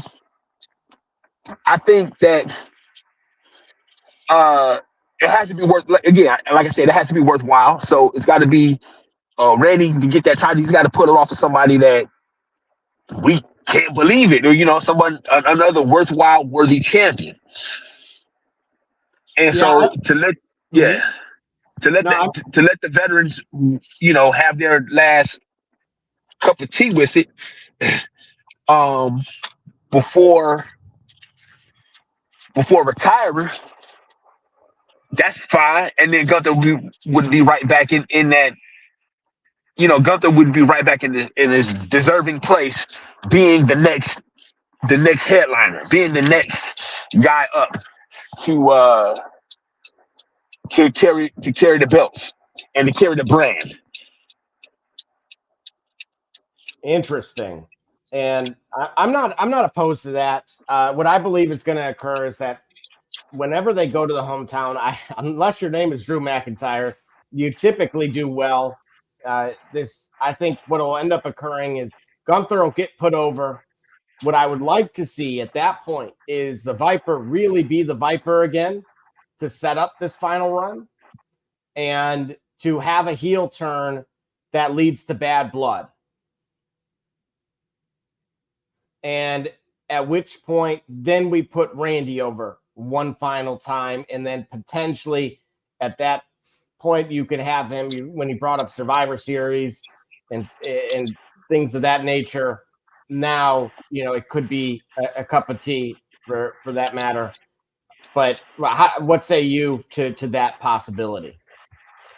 Nah, I'm here for that. That's what it seems like. That's where it seems like it's going to happen. I think a big match, a big title win by Cena, Cena's not really involved just yet in this retirement tour in terms of wrestling, but to have Orton winning that Survivor Series at a big four, that would be great. To start it off right there, to start it off there would be great. Absolutely. Would definitely want to say hi back to the bro. Thanks for commenting. And by all means, if you have thoughts on this evening's Raw, then by all means, feel free to weigh in yourselves. Not just limited to that individual, but of course, everybody, because we are not above the people. We are of the people. And that leads to our next match of the evening. This was one that I had mentioned a little earlier was going to be in the cards there, and of course it was Sheamus and Kaiser. Now what you're seeing there, of course, is his buddy Pete. Yep. And yet again, Pete has found a way to get involved. And so, despite Sheamus coming out on top, especially with this, again, this was as a reminder because of the injury. This was his first match this was his return. And albeit it was kind of Kaiser's too. I would have liked to have seen Kaiser come out on top for this one. However, this to me sets up either some sort of a triple threat, or what it's doing is setting the stage for Kaiser to get put over again at Bash of Berlin. Okay, got you. Okay. But otherwise, do you have any thoughts on that? Again, we got a very perplexed Sheamus. Yeah. No. I don't think so. I think you got it pretty set up, pretty consistent here. With what I'm thinking on it. I really would like Sheamus to get more, to get back to form. Whatever it takes for that to happen, that'd be great. Yeah, I don't disagree. Speaking of getting back to form, take a look at this. Take a look at this. Whoa. The face era of Priest is no more. Are they booed him already? No, sir. What happened? Tell me. They're loving him. Oh. They are loving him. And I want to now here's what occurred. Priest, of course, rushed down to the ring. And he ultimately calls out Finn Balor. Yep.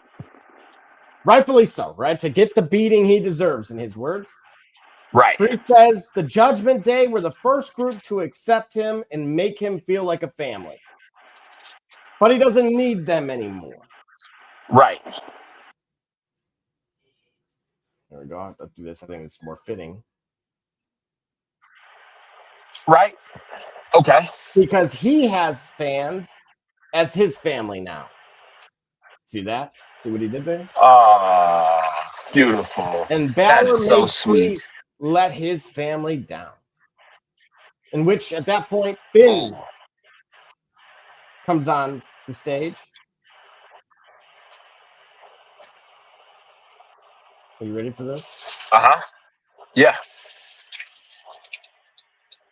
Take a look at this. Oh. He comes on the screen and says, Priest forgot what Judgment Day was about. They're supposed to look out for each other without leaders. Balor remembers a year ago when Damian Priest couldn't help Balor win the world championship. Priest told Balor he needed to man up. So Balor waited. And now he manned up. Balor will take Priest out when he's ready. But he won't be alone. He'll have the new Judgment Day behind him. If you remember, ever since Mommy kind of went out of the picture, Damian was like became this de facto leader. Right. You know, even when Mommy was back. Right.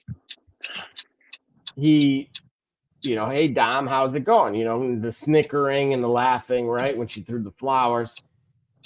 Yeah. But you know how sometimes the saying goes, you know, money changes people. Yep. Well, that belt changed him. You think so? And not only that, I what I witnessed, of course, as well as you, is he really was, you know, really kind of really tough on Finn. Oh, okay. Now that I'm kind of spinning it that way, do you see it any differently? That he was tough on Finn? Correct. Oh yeah, yeah, making it such that you're like I'm tough on you. As if Finn hadn't already been where he's trying to go. It's a good point. Yeah, I can see why Finn would have an extra garage. We got Bash at Berlin coming up, and then of course, as you mentioned, things like Survivor Series down the line. How long do you think they keep this up? I could see Mommy going by way of. You thought it was going to be with Finn, am I right? I did. I really did. Do you think she joins forces with Priest, or do you think she just kind of goes off on her own now?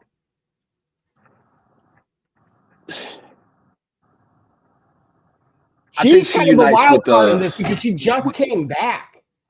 And now it feels like this would have been the more appropriate time for the exit. Yeah, but no,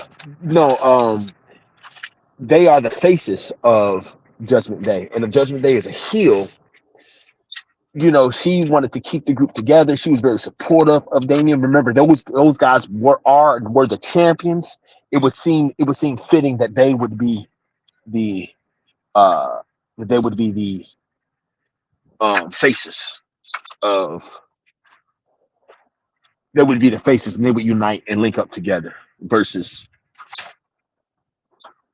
absolutely the heel faction of Judgment Day.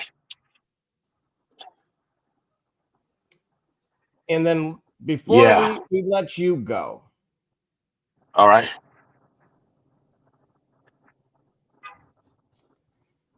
I want to point out that I haven't seen it quite yet. I don't see any kind of images out in the universe of this, but we have Kofi Kingston live, and of course just the New Day, this rendition of the New Day, but they're in 90s Teenage Mutant Ninja Turtles gear, which includes some Air Force. Well, no, those are some dunks, but they have a toy.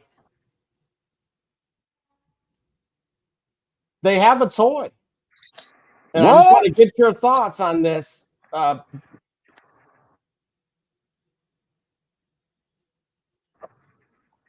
the New Day isn't done yet. That's great. And they that's cool to see. And it's great that they are able to do the cross promotion, find another inventive way to stay relevant. You know what I'm saying? To stay relevant and to stay neat in the minds of their fans. I want to see what it looked like. And that's the thing. I'm telling you now that absolutely is something that I will pull up on the screen for I all mean, the they made Bootios a thing, and like that was so disgusting, but they made it happen. So, but absolutely. yeah, it's cool to see that they still maintain that sense of unity, and that sense of that sense of unity and that sense of a collective and a group, no matter what's happening with those guys, individually. You know what I mean? That's pretty cool to see. And do you have any thoughts? CM Punk says he wants a round 2 with Drew, but Seth Rollins, of course, intervened. And that's the match I've been waiting for to happen since they arrived. Separate from Drew McIntyre, that here, whatever it takes for those guys to meet at whatever PLE in the near future. I want to see it. I want to see it while Punk is healthy, while Rollins are healthy. I want to see what they can do. And I'll just throw this curveball at you that occurred, which continues to add yet another chess piece in this war portion of our war theory, if you will. That Bronson Reed came out and destroyed Seth Rollins. So there you have it. What? Why? Man, oh my gosh! You won't ever put them together. The Bret Hart thing. What am I doing out there? Right. What am I doing out there? Yeah, man. Like, what am I doing out there, man? For sure, man. But listen, I've got to run here. It's been great with you guys. I want to be back next week. Shop town, and then next weekend on Saturday. So you got anything before we head out? Absolutely. So feel free to stick with us. We're going to conclude Raw here momentarily. We'll let Gully run. And then otherwise, as he mentioned, we'll be on, of course, Saturday as well as next Monday at the normal time. So we appreciate everybody checking in and staying with us at this earlier rendition. And most importantly, we appreciate Gully being able to carve out time while being both on the road and still having to work in these overnight hours. So by all means, keep us in the loop, and otherwise we'll see you next week. All right, appreciate it. Thank you. All right now. All right, and just like that, we will be right back. It's Kate Cunningham, and you watching the Shop Report. I'm Army Diallo, and you watching the Shop Report. My name's Chris Murray, and you're watching the Shop Report. Oh, you're Jay Knight, you're watching the Shop Report. Bryson Key, you're dropping in on the Shop Report. Barbershop Jay, Quentin Hines, Super Bowl champion. I'm ready. Let's do it. I'm on. Hi, I'm Mars Edwards from Mercury Stadium, and you're watching the Shock Report. Hey, I'm Billy Butler, and thank you for watching the Shop Report. Hey guys, I'm Les Norman, former Kansas City Royal, and you're watching the Shop Report. Commander Brown, Detroit Rivers Mountain Training, and I'm watching the Shop Report. Hey, this is Doug Flynn of the New York Mets. Well, a few other teams, of course, too. And you're watching the Shop Report. I'm Matt Ramos, and you're watching the Shop Report. How you doing? I'm Rajay Davis, and you're watching the Shop Report. How you doing? This is Nelson Figueroa, former Major League pitcher with a lot of teams. You're about to listen to the Shop Report. Hey, this is Howard Johnson. You're watching the Shop Report.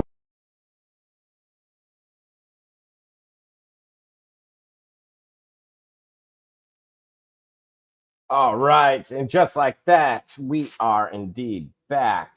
And so, as it pertains to this evening's Raw, that round 2 curveball was every bit got me swinging, and I actually am striking out. I don't have a clue what Bronson Reed has to do in the beef he has with Seth freaking Rollins. In addition to that, we had Chad Gable saying he's done with the Alpha Academy and that Maxine has nothing of value for Miss Nile. He then declares that they can keep the Alpha Academy name and he has a new team while ultimately leaving with Ivy.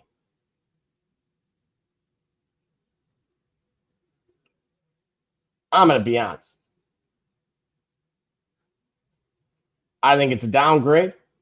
I know this evening's main event, of course, is the Wyatt Six versus, or members of, versus Gable and his new team. But new team, same result. Maxine has a lot of love on this program. And can Karrion Kross in the Final Testament? Can we do away with the please take us serious? We're super serial is what I get out of that every week. And it's just not working for me. Now, who's this fella here that has... Who is this guy? Who in the... Oh, Odyssey Jones. Is this the new Big E? Are we buying this new rendition of the New Day? Is it a new day for the New Day?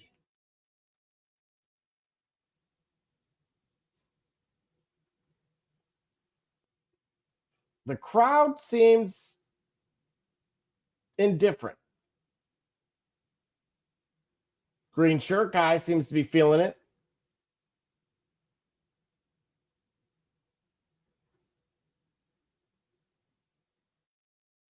Oh, JD. Oh, JD. JD McDonough. All right.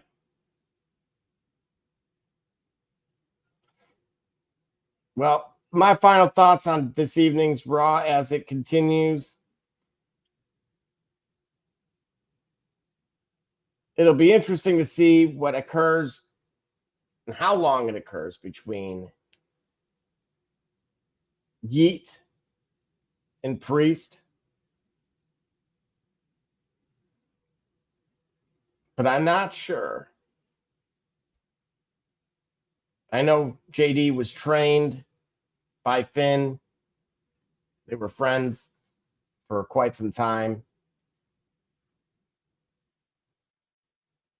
But let's be honest. This rendition of the Judgment Day is a far cry from who they once were.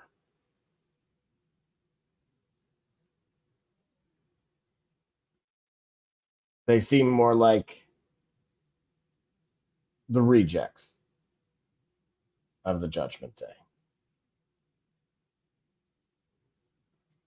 Speaking of rejects, A-Town Down Under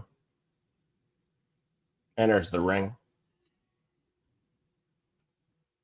And speaking of down, be sure to stay down with us as we come back to you live on Saturday, where, of course, it'll be Barbershop Jay, myself, and D. Gully, live from, at least, should be here this time around. We appreciate all of you guys for sticking with us this evening. And again, we'll return next Monday at our normal time, which is around right now. Again, for those that around 10 Eastern time. Of course, you can always check us out on all of our social pages. By all means, please feel free to like, subscribe. We're on Twitter, of course, verified there as well. And we do read the comments, so by all means, let us know how you feel and what your thoughts are on the topics that we discussed today. And if you're shooting on some of the things that we put out there from a creative vantage point. Otherwise, for my man, BSJ, D. Gully, Bro Rich, myself, this is A. Say, if you really want to know what's going on, come to the shop. Walk-ins are always welcome. Holla.